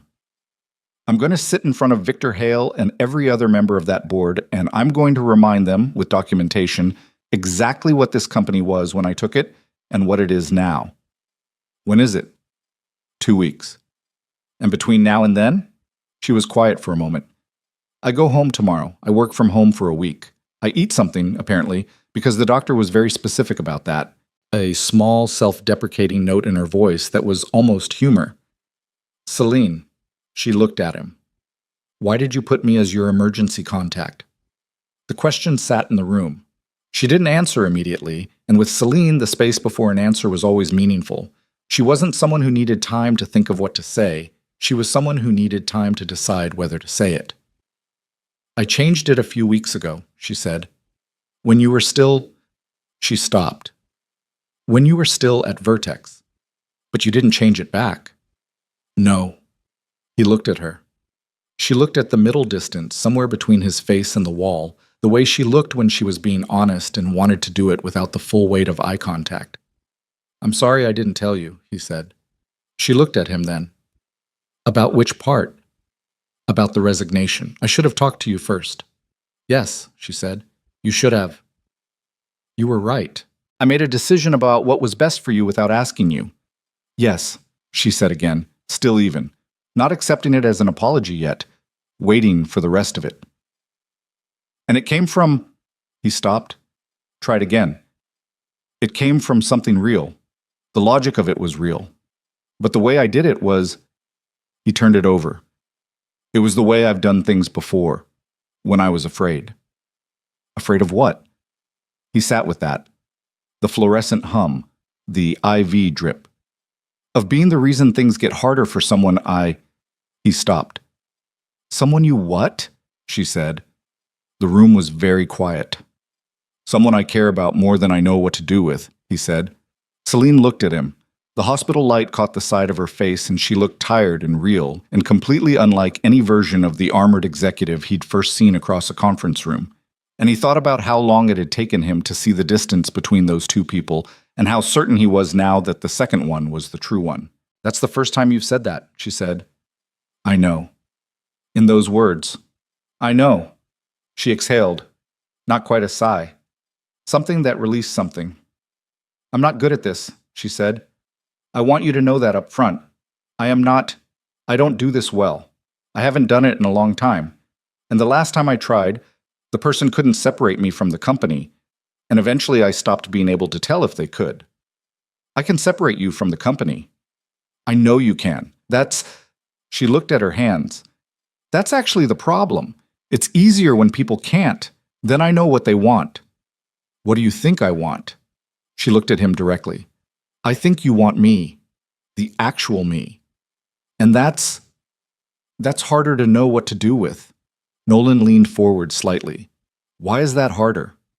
Because if you wanted the company or the position or the idea of me, I could say no and it would be clean. But you came to a hospital at 8 o'clock on a Thursday. Her voice changed on that, the precision of it slipping slightly, the control doing what it did when something got past it. You got here in 14 minutes. I know because I was watching the clock. He didn't say anything. I don't know how to need someone, she said. I'm aware that's a real problem. I built a whole life around not needing anyone because needing people and then having things change is... She stopped. The accident changed how people saw me. Not all of them, but enough. Enough that I learned very quickly that depending on someone is a calculation that can go wrong, and I stopped making that calculation. Celine. He said her name the same way she said his, as a sentence. I'm not going to tell you it won't go wrong. I don't know that. I know. I can tell you that I've been sitting in my apartment for 3 weeks trying to convince myself that the right thing was staying away, and the only thing I actually convinced myself of is that I'm bad at staying away from you. Something moved across her face. That's not exactly a promise, she said. No, he said. It's more honest than a promise. She looked at him for a long moment. The IV machine made a quiet sound. Somewhere down the hall, a door opened and closed. You should go home, she said. You have Iris. My mother has Iris tonight. Still, she shifted against the pillow. I'm fine. I'm going to sleep. You drove here in however many minutes, and you should go home and sleep. I'll go in an hour, he said. Nolan, an hour, he said. And then I'll go. She looked at him. She looked like she was going to argue, and then she looked like she'd decided not to, and then she looked like someone who had been holding something very tightly for a long time and was considering carefully the possibility of setting it down. Okay, she said, quietly. He stayed 2 hours. She fell asleep about 40 minutes in, mid-sentence, actually, something she was saying about the board documentation she was going to need to pull together, and then her voice slowed and the sentence didn't finish.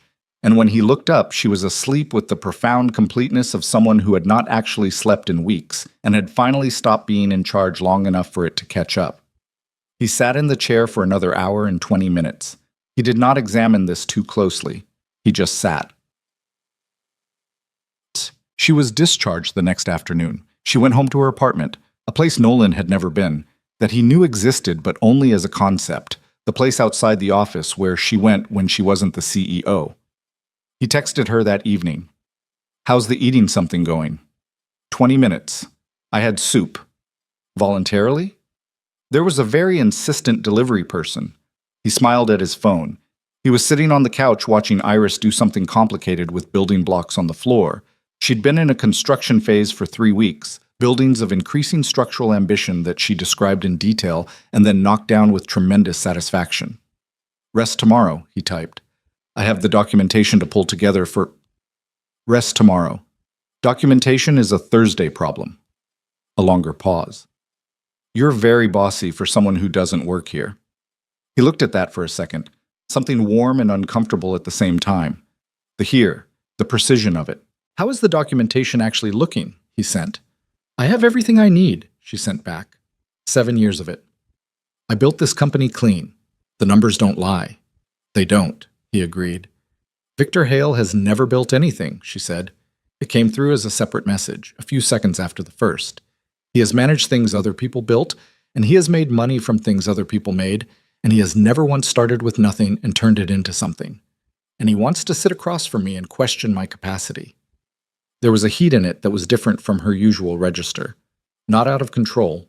She was never out of control. But real. Unfiltered. You should say exactly that, Nolan typed. At the board meeting. Not the Victor Hale part specifically, but the rest. I was going to present the data, and then say the rest. They need both. A pause. That's not how I usually operate. I know. Do it anyway. Longer pause. You're still bossy. I know. He could feel her almost smile through the screen, which was either a real thing or the most optimistic interpretation of a text message, and he decided he didn't care which. The board meeting was on a Tuesday, 2 weeks after the hospital. Nolan wasn't there. He had no reason to be there, no position at the company, no official role of any kind. He knew it was happening because Celine had told him. They had been talking every few days. Nothing declared, nothing formalized, the kind of talking that exists in the space before people decide what to call it. She'd told him the date. She hadn't asked him to do anything about it. He understood that she needed to walk into that room alone. He spent the day doing the thing people do when they're waiting for news they can't affect. He worked on a project for one of the companies he'd been consulting with on a short-term contract, and he picked Iris up from school, and he made dinner, and he watched the clock with the part of his brain that wasn't doing any of those things. At 7:12, his phone buzzed. Still here, he exhaled. How did it go? He sent. 3 minutes. Victor Hale is no longer on the board. He read that twice. Explain. He moved for a formal leadership review. I presented 7 years of financials, growth metrics, and documented decisions with outcomes. Then I reminded the board, specifically, calmly, and with my attorneys present, that a leadership review triggered without cause could constitute a breach of my executive agreement, which would be expensive and public. And 2 board members who have been sitting on the fence about Victor for 2 years decided this was the moment to stop sitting on the fence. The motion failed 4-2. Victor resigned rather than stay in a diminished position, which is, honestly, very Victor. Nolan sat back. You went in there with lawyers. I always go in there with lawyers. I just don't always put them in the room. He laughed, actually laughed out loud, in his kitchen, which made Iris look up from the table. What's funny? She asked. Someone I know did something smart, he said. Iris considered this. Is it the lady from your job? He looked at his daughter. What lady? The one you think about. She said it with the total unconcerned authority of a 7-year-old reporting on observable data. When you're making dinner, sometimes you get a face. I get a face. Like you're thinking about something that's not dinner. Nolan put his phone face down on the counter. Eat your vegetables, he said. I am eating my vegetables, Iris said, pointing to a single piece of broccoli she had clearly just moved to the front of her plate as evidence. Is she nice? Yes, he said, before he could decide whether to. She's nice. Iris nodded, apparently satisfied, and went back to her dinner with the air of someone who had confirmed a hypothesis. He picked his phone back up.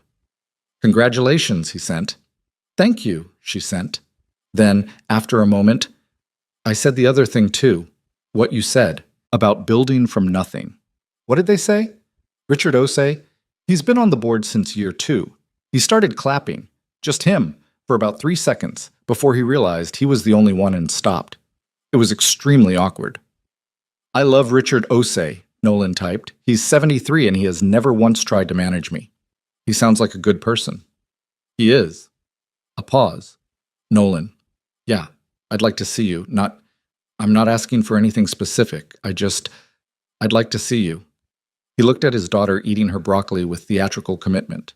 He looked at the kitchen of his small apartment, the corner where the repair was still slightly visible, the refrigerator covered in Iris's drawings held up with magnets. Saturday, he sent. Bring something to eat. Iris will want to talk to you for approximately 400 words about soccer, and then she'll forget you're there. A pause longer than usual. She knows about me?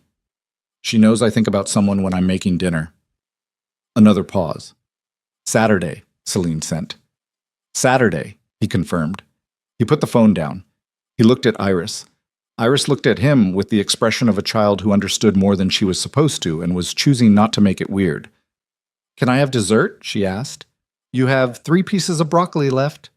She looked at them, looked at him, ate all 3 in rapid succession with the focused energy of someone completing a transaction. Dessert, she said. Yes. Saturday arrived with the particular nervousness of things that matter being made concrete. Nolan cleaned the apartment, which he would have done anyway, but this time he caught himself rearranging things on the coffee table twice and made himself stop. He told Iris that someone was coming for lunch, and Iris asked if it was the dinner face lady, and he said yes. which produced a reaction that was part excitement and part the considered assessment of someone taking their evaluation responsibilities seriously. Does she like soccer? Iris asked. I don't know, Nolan said honestly. I'll tell her about it, and then we'll see, Iris said, with the logic of a scientist establishing baseline conditions.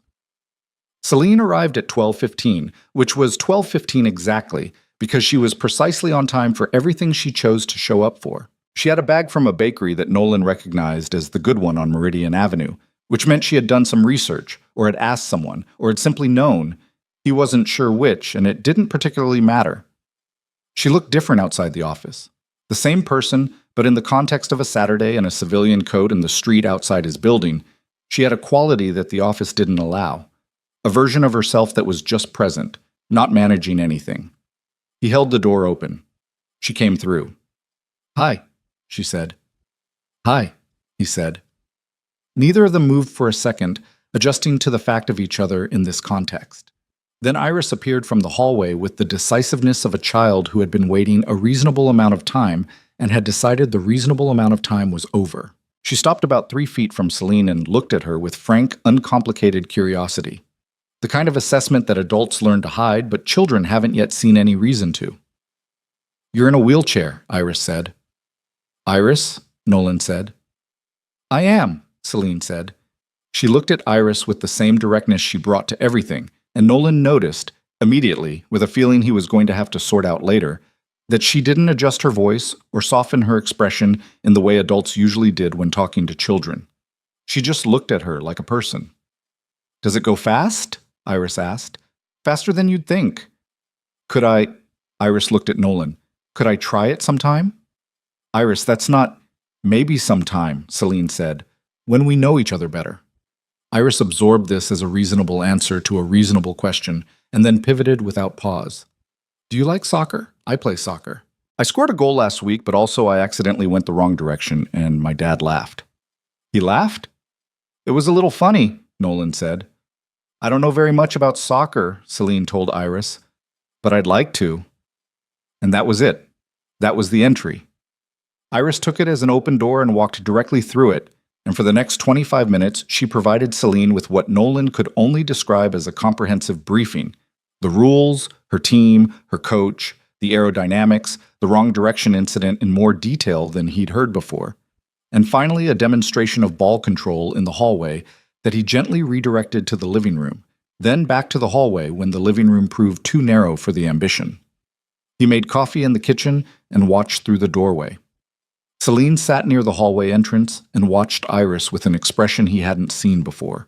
Not the considering expression, not the managing expression. Something quieter than both of those. Something that was just watching something and finding it good. She looked up and caught him watching. She didn't look away. Neither did he. Coffee's ready, he said. Okay, she said. Iris looked between them with the expression of a 7-year-old completing a calculation. You have the dinner face right now, she informed her father. Celine turned to look at him. I have no idea what she's talking about, Nolan said. He poured the coffee. Celine took hers the way she always took it, and the fact that he knew how she took it without asking was a small thing. But it was the kind of small thing that meant something. They sat at his kitchen table, and Iris sat with them for approximately 10 minutes before she remembered something important happening in her room and disappeared the way children do when they've gathered enough information and have things to process. The apartment was quiet. She's great, Celine said. She's a lot, Nolan said. Yeah, Celine said. That's what I mean. He looked at her across the table. She was holding her coffee mug in both hands, something he'd noticed she did when she wasn't in the office, when she could hold it without the mug being a prop in a professional setting. Her hair was loose again, the way it had been in the hospital, and the Saturday light from the window was coming in at an angle, and the whole thing was so far from the 14th floor and the glass walls and the corporate machinery that it almost felt like a different life. Maybe it was. How are you feeling? He said. Actually? Better, she said. I slept 8 hours Thursday night. I didn't remember what that felt like. Do you actually know how to rest? I'm learning. She looked at the table, then back at him. I told my parents about the hospital. My mom cried. My dad asked if I was eating, and then my mom cried again. Are you eating? I had breakfast, she said. That's 2 days in a row. High bar. I'm building toward it. Small pause. Nolan? Yeah. I know I said I wasn't good at this. She turned the mug slightly. I want to try anyway. I'd like to try. He looked at her. Not knowing how it goes? Not knowing how it goes, she confirmed, which is terrifying, he said. I was going to say uncomfortable, but terrifying is also accurate. She met his eyes. I'm aware that's not a very romantic way of putting it. It's the most you way of putting it, he said, which I actually prefer. Her mouth moved toward the smile that wasn't quite a smile, the one that had been keeping him company in his own thoughts for weeks. Closer to an actual smile now, maybe. He was taking notes. From the hallway came the sound of Iris, apparently involved in something that required narration. She narrates everything, Nolan said. I know. I can hear her from here. Celine tilted her head, listening. She's explaining something to a stuffed animal. That's her default setting. I like it, Celine said. He looked at her, at this woman who had built something real and defended it and nearly broken herself doing it, and was sitting in his small apartment on a Saturday holding a coffee mug in both hands, telling him she wanted to try. And he thought about what his mother had said. Some people just see you. I like you being here, he said. She looked at him, not the managing look, not the considering look, just at him. Okay, she said. Simple as that. The most Celine answer that existed. 2 syllables that somehow contained everything she was still learning to say out loud. From down the hallway, Iris had concluded whatever briefing she was giving the stuffed animal and was apparently returning, her footsteps announcing her return, with the complete absence of stealth that characterized everything she did. Celine looked toward the hall and then back at Nolan, and her expression had something in it that was entirely new, a kind of warmth that was cautious and real at the same time, the warmth of something that didn't entirely know what it was yet, but had decided to exist anyway. He thought, this is what it looks like when something is actually starting. Iris reappeared in the kitchen doorway, sock situation once again asymmetrical, and looked between them with the quiet satisfaction of someone whose hypothesis had been thoroughly confirmed. Are we having the bakery stuff now? She asked. Yes, Nolan said. Good, Iris said. She climbed into her chair with total confidence. I want to tell you about my coach, she told Celine. He has a whistle with a very specific sound. Tell me everything, Celine said. And Iris did. The weeks after Saturday had a different quality to them than anything that had come before. Not easier, exactly.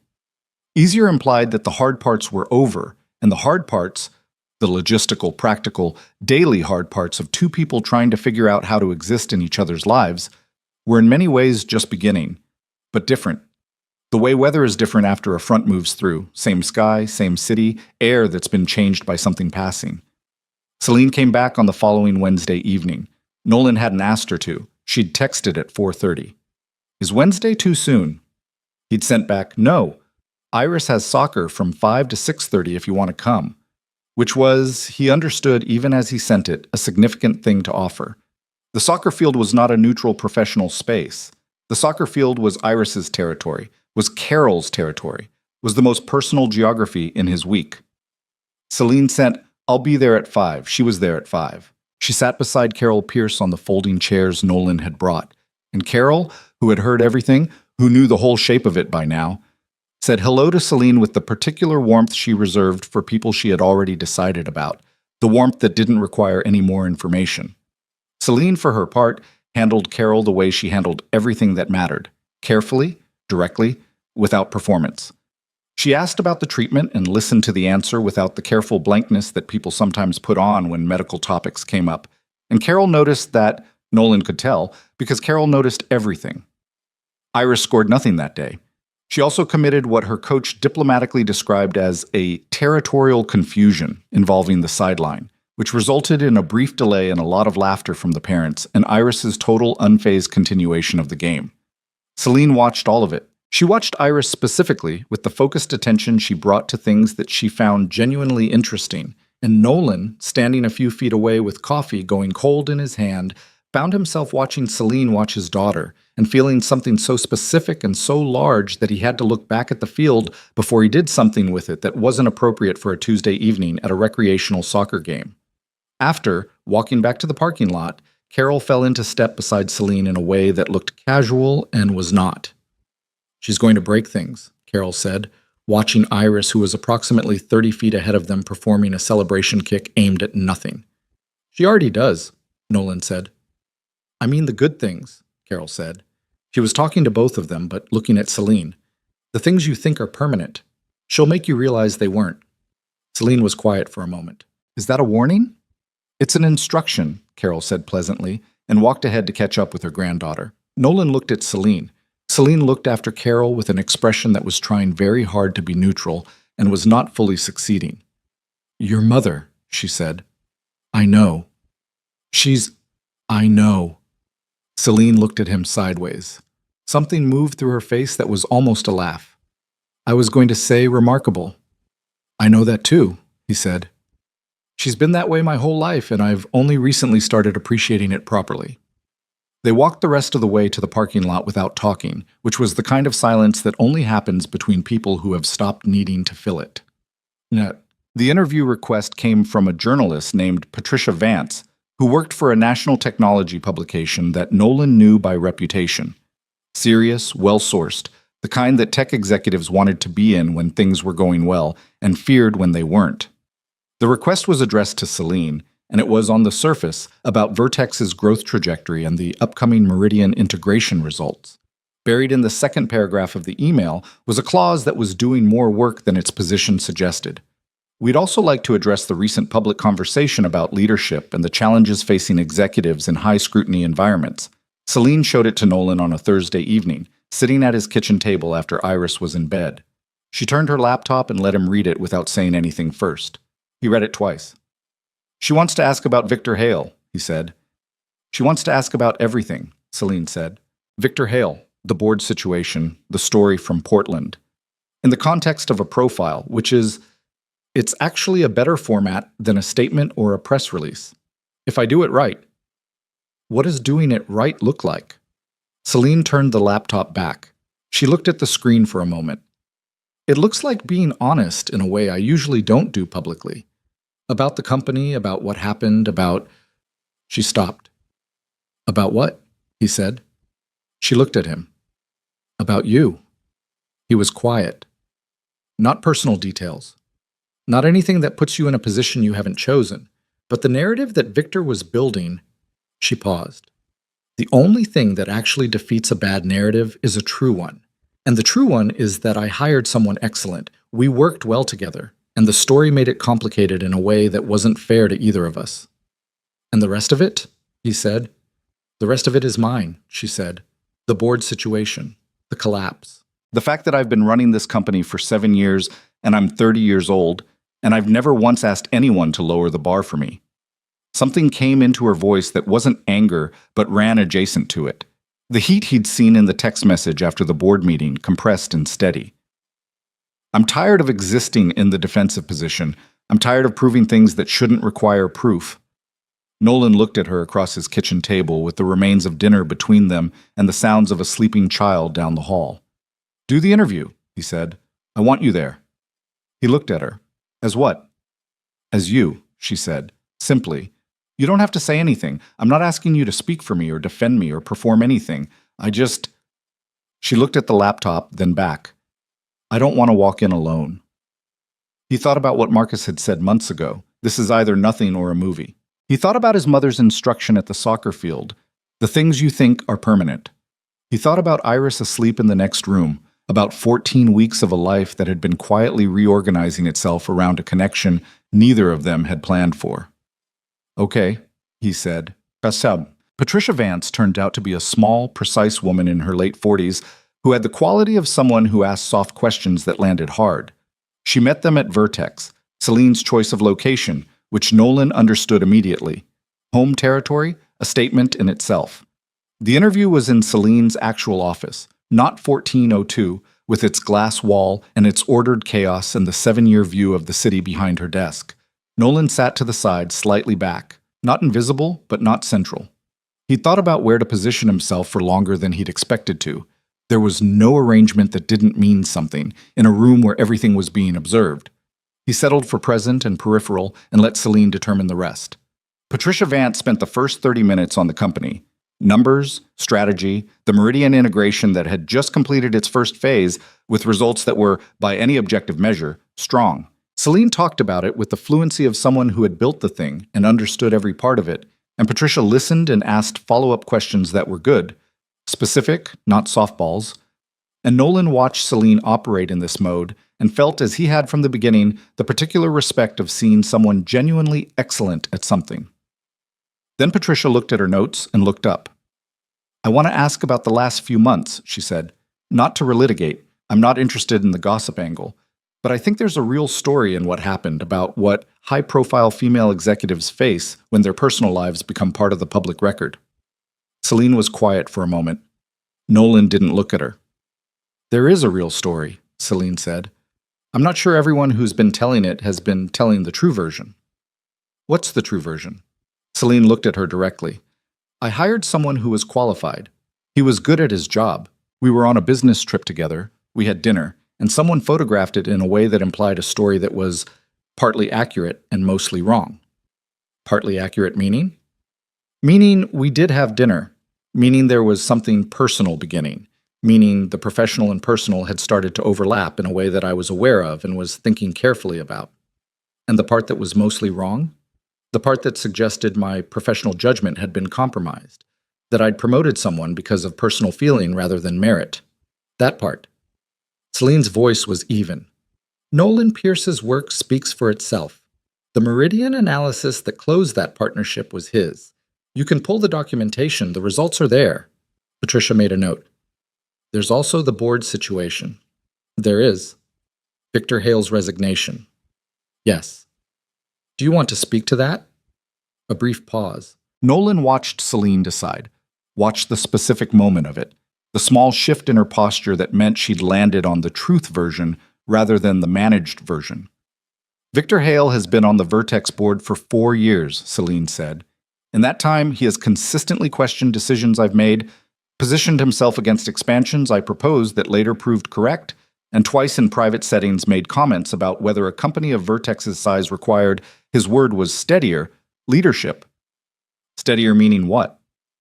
"He never said exactly what he meant," Celine said. "He didn't have to. I'm 30 years old, I use a wheelchair, and I became CEO of a mid-sized tech company in my early 20s. The narrative that someone like that reaches for doesn't require a lot of elaboration." She held Patricia's gaze. "When the Portland story appeared, he moved. He called meetings, he built a case, and he presented it to the board as a concern about professional fitness. What he was actually doing was using a photograph of 2 people having dinner as a proxy for something he'd wanted to say for years but couldn't say directly." Patricia wrote for several seconds. "What did you want the board to know?" Celine was quiet for a moment. "I wanted them to know what I built," she said. "I brought documentation, 7 years of it, revenue growth, market position, every major decision I've made, what the alternatives were, and what happened. I wanted them to sit with the actual record, not a narrative about my capacity." She paused. "I also told them something I hadn't said before in that room, that I'd built this company from a wheelchair, after an accident that took 2 years of my life to understand, and that I'd done it without once asking anyone to account for that, or to make adjustments for it, or to see me differently because of it. And I was not going to start now by letting someone reframe my entire professional history as a question mark." The room was quiet. Patricia Vance looked at her for a moment. Then she wrote something. "Mr. Pierce," she said, turning to Nolan. He'd known this was coming. "You left Vertex in the middle of all this." "I did," he said. "Why?" He'd thought about how to answer this. He'd thought about it for several days. "Because I thought it was the right thing to do for the company," he said. "And I was partially right about that, and more wrong about it than I knew." "What were you wrong about?" "I made a decision on behalf of someone else without asking what they wanted," he said. "That's a version of not seeing someone clearly, thinking you're protecting someone and actually just deciding for them." Patricia looked between them. "Have you returned to Vertex?" "No," Nolan said. "Are you planning to?" He looked at Celine. Celine looked at him. "We're figuring that out," he said. It was the honest answer. They were. The logistics of it, whether and how he might return to the company, what form that would take, how to do it in a way that was clean professionally and didn't create the same problems that had existed before, were real and unresolved. He'd had 2 conversations with Richard Osei, who turned out to be exactly as good a person as Selene had suggested, and who had said, "I'd like to find a way to bring you back properly, not through a side door in a way that meant something." But properly was still being defined. Patricia Vance closed her notebook. "Last question," she said to Selene. "What do you want people to understand about this situation that they haven't understood?" Selene was quiet for a moment. The city was behind her through the window, mid-morning, the light flat and clear.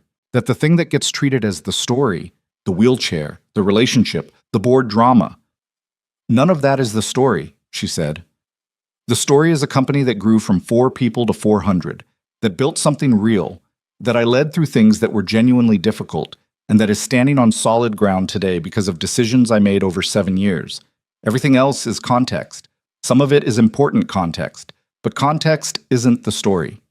She held Patricia's gaze. "I'd like to be the story." Well, the piece ran 3 weeks later. It ran long. Patricia had given it real space, and the framing was what Selene had said she wanted. The company, the work, the record. The board situation was there, factual and documented. The Portland story was contextualized without being excused. Nolan appeared in it as himself, a data analyst who had done strong work, who had left under complicated circumstances, who was, in the journalist's careful phrasing, part of the fuller picture of a CEO who operates as a complete person, not a corporate function. The response was not a single thing. It was many things at once, the way responses to complicated true stories always are. Industry publications covered it with varying degrees of fairness. Social media did what social media does, which meant 2 days of volume and then the next thing.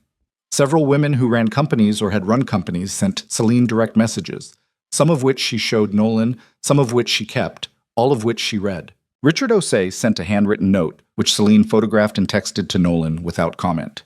It said, 7 years well run. Here's to the next 7. Victor Hale said nothing publicly, which was, Selene said, the most Victor Hale possible outcome. Dana called from Chicago and said, "Good piece, you could have said more." Selene said, "I know." Dana said, "Next time say more."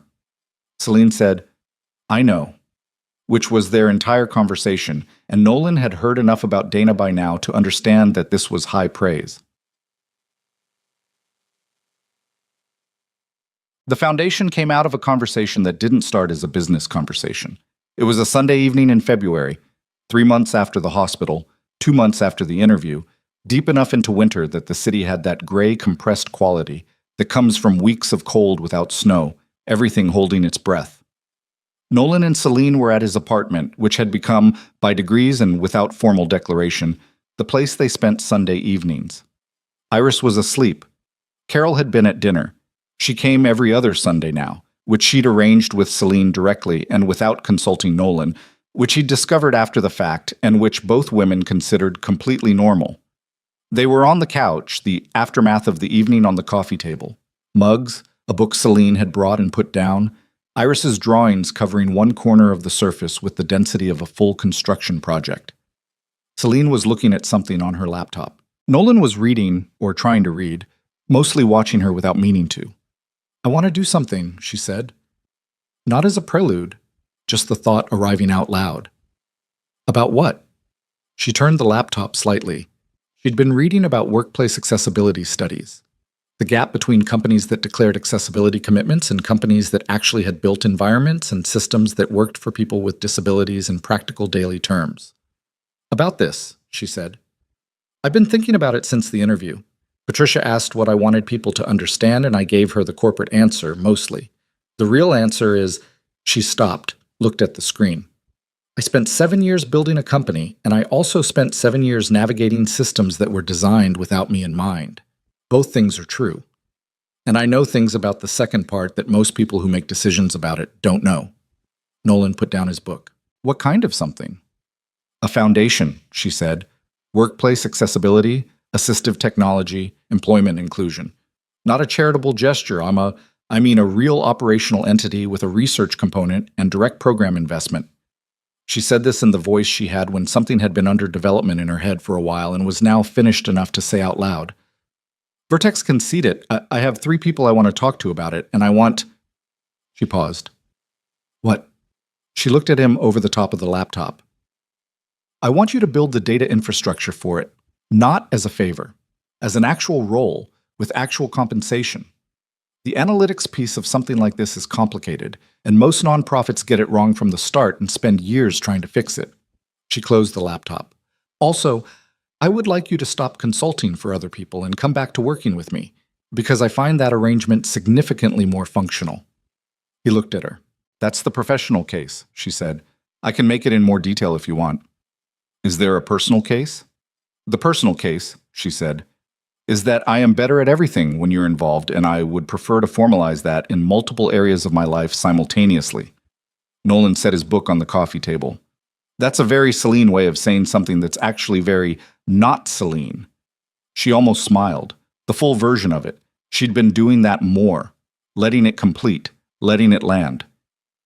He'd started to think of it as one of the specific good things about this specific life, the incremental appearance of a smile that had been rationed for years. Is that a yes? She said. Yes to the foundation, he said. Yes to the role. And yes to the other thing, which you didn't quite say. I said it, she said. Not exactly. She looked at him with the expression that meant she was deciding. It lasted about 4 seconds. I would like you in my life, she said. Formally, completely, in all the areas. Including the complicated ones? He said. I'm only interested in the complicated ones, she said. The uncomplicated ones are boring. He reached across and took her hand. She looked down at their hands and then up at him, and the expression on her face was the one he'd first glimpsed in Portland. Unguarded, without the armor, just the actual person, cautious and real and choosing. Okay, he said. Okay, she said.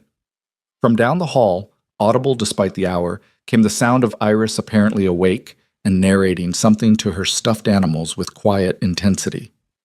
She's supposed to be asleep, Nolan said. I know, Celine said. She's been awake for at least an hour.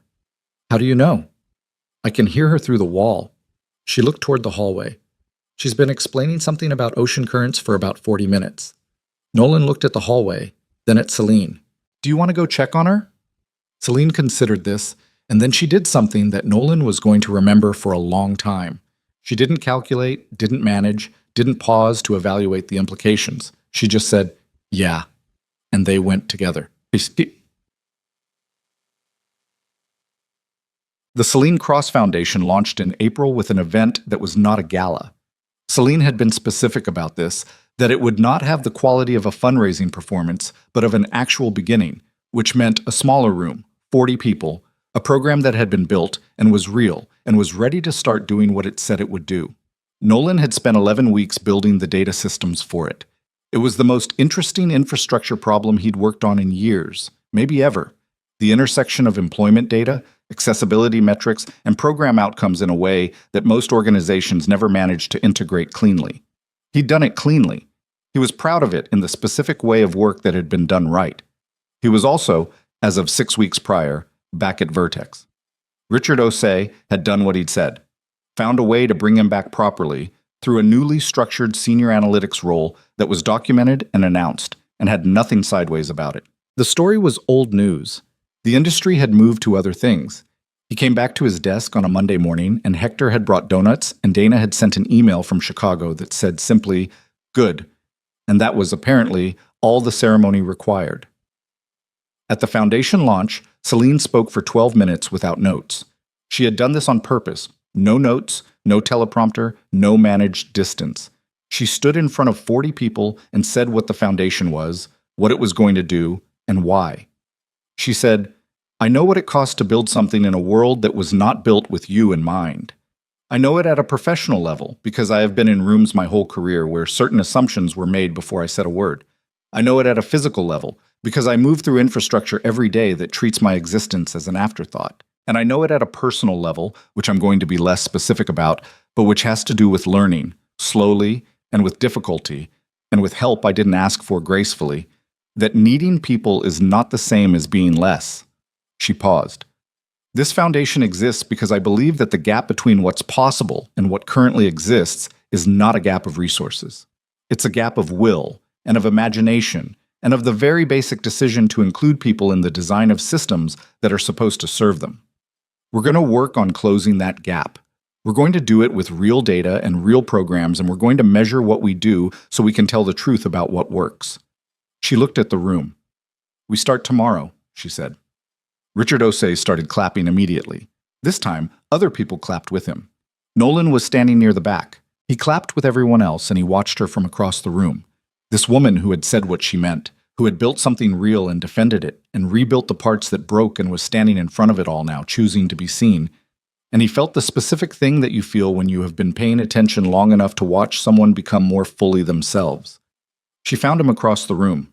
That direct look, the original one, the one that had started everything, that had been what he'd been trying to describe to Marcus on day one, the thing that he still didn't entirely have words for. She was in conversation with someone, and she found him across the room and held it for just a second, and in that second was everything. The elevator, the Portland dinner, the hospital corridor, his kitchen table, his daughter explaining ocean currents through a wall. He nodded once. She turned back to her conversation. Gut. 3 weeks after the foundation launch, Celine asked him about the message. They were in her apartment, the first time he'd been there, a place that was exactly what he would have predicted and also completely surprising. Ordered in ways that reflected her mind, but with evidence of actual living. A blanket on the couch that had been there long enough to have a shape, a plant on the windowsill that was thriving because she'd apparently been more consistent about watering it than about eating breakfast. A stack of books on the side table that was rotated regularly and currently included a novel about the Oregon coast, a data visualization textbook that looked well used, and a book about childhood development that she'd said she was reading for reasons she described as general interest and that he had not pushed her on. They were on the couch. Iris was at Emily's this week. Those weeks had a specific texture to them, the apartment quieter in a way that sometimes felt like relief and sometimes felt like the wrong kind of quiet. He'd been reading. Celine had her laptop. "Can I ask you something?" she said. "Yeah." "The text." He looked up. "The original one," she said. "Do you still have it?" He considered this. "Probably. My texts don't delete automatically." He picked up his phone, went back through months of messages, found Marcus's thread with the familiar density of their correspondence. He scrolled back. Found the day. Found the out-of-sequence timestamp that marked the accidental send. He found it. He handed her the phone. She read it. He knew what it said. He didn't need to read it again. "I thought she would be intimidating, but she's stunning." She looked at it for a moment. Her expression was doing something he'd become fluent in reading. Something moving through it that she wasn't going to name out loud, the kind of feeling that she acknowledged internally and then held with both hands. "You wrote this on day one," she said. "Yes." "Before we'd had a single conversation." "I'd watched you speak for 10 minutes, he said. "I was giving Marcus an update." She looked at the screen again. "What were you going to say after, but?" "What do you mean?" "You had a thought that got interrupted by the word but," she said. "You thought she would be intimidating, but she was stunning. What else were you thinking?"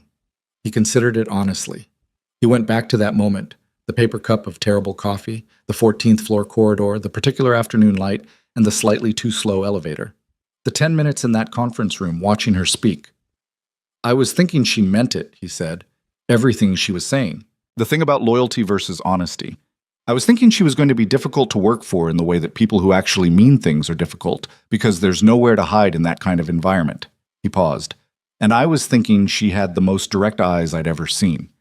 And then I thought that was not an appropriate thing to think about your CEO on your first day. And I was going to tell Marcus that, and then I sent it to you instead." She handed the phone back. "I was having the worst week," she said. "When you started. The Victor situation had started to feel like something that was going to actually move, not just threaten. And I was tired in a way I hadn't told anyone about." She looked at the window. "And then I got that text from an unknown number, and I laughed. Actually laughed. Alone in my office. And I sat there for a second thinking, who is this person? What did you decide?" "That you were either someone I was going to have to fire, or someone who was going to matter," she said. "I didn't know which yet." "When did you know?" She thought about it. "The late night, the date range. When you said I was going to fix it in the morning, I already knew." A pause. "I just didn't know what to do with knowing it yet." Nolan set his phone on the cushion beside him.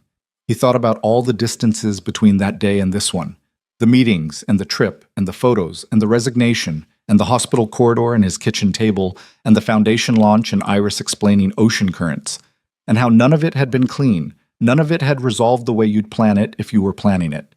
How most of it had been imperfect and complicated and costing something the whole way through. "I was right the day I sent it," he said. "Everything I was thinking in that hallway." She looked at him. The apartment was quiet. The plant on the windowsill was in the late afternoon light. "I know," she said, soft, "and I've been right every day since." Something moved across her face, not the almost smile this time, the real one, the full one, the one she'd been rationing for years. It was not a neat expression. Her eyes were bright in a way that she would probably, if asked, describe as the light in here, or something similarly deflecting.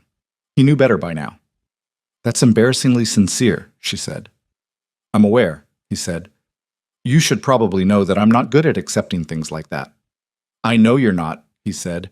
"You can work on it." She looked at him for a long moment, the brightness still there, the full smile still there, doing what it did, making everything in the room change slightly. "Okay," she said. 2 syllables. The most Celine sentence that existed, the one that meant everything she hadn't learned yet to say at full volume. He'd come to understand that okay from her was never just okay. It was, "I'm trying."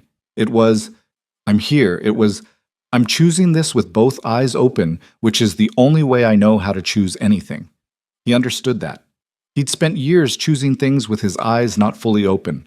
The marriage, the silence, the resignation he'd filed without asking the person it most affected. He'd spent years being good at the easy presences and absent from the things that cost something. He was working on that too. They were both working. That was the real shape of it. Not a story about 2 people who found the right person and became complete, but a story about 2 people who were incomplete in compatible ways and decided to be incomplete together, which is a harder thing to do and a realer thing, and the only version of this that actually lasts. His mother's 6-month scan came back in March with numbers that the oncologist described as significant response. Not remission. Nobody said remission yet because the medical profession is careful with words for good reason. But significant response, which meant the treatment was doing what they needed it to do, which meant the margin had widened. Nolan sat in the parking lot of the medical building after that appointment and did not cry, exactly, but he sat there for about 10 minutes doing something that was adjacent to it, releasing something he'd been holding so long he'd stopped feeling the weight of it until it started to lift. He called Celine. She picked up on the second ring. "How was the scan?" she said. She'd known it was today. She'd texted him that morning. "Let me know." "Good," he said. "Really good." A pause. "Nolan?" Just his name. The sentence version. "I know," he said. And he meant it differently than he'd ever meant it. Not "I know," as in I have already concluded this. Not "I know" as in I am aware of the facts. But "I know" as the thing you say when someone says your name in a particular way, and you understand that they see you, actually see you, and you want them to know that you feel it landing. "Go be with her," Celine said. "I'll see you Sunday." "Sunday," he said. He sat in the parking lot for another minute. He thought about a text message sent to the wrong person on a first day at a job, and how it had opened something he hadn't known was closed. He thought about how the smallest wrong things sometimes open the right doors. He thought about his daughter asleep in the next room while 2 imperfect, cautious adults sat on a couch, learning how to need each other out loud. He thought about what it means to see someone.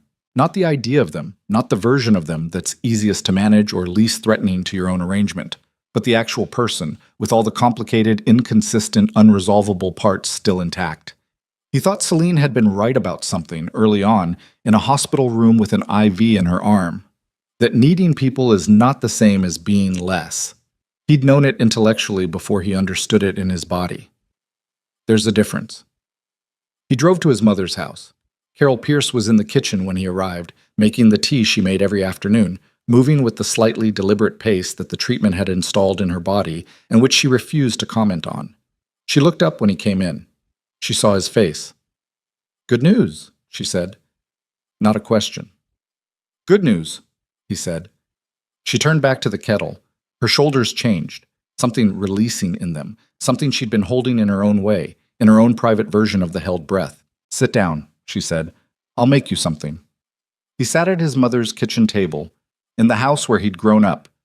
And he sat there while she made tea and the afternoon came through the window, and somewhere upstairs his daughter, she was spending the afternoon here, the way she did, was audible in the distance, narrating something to someone who was probably not going to be able to get a word in for a while.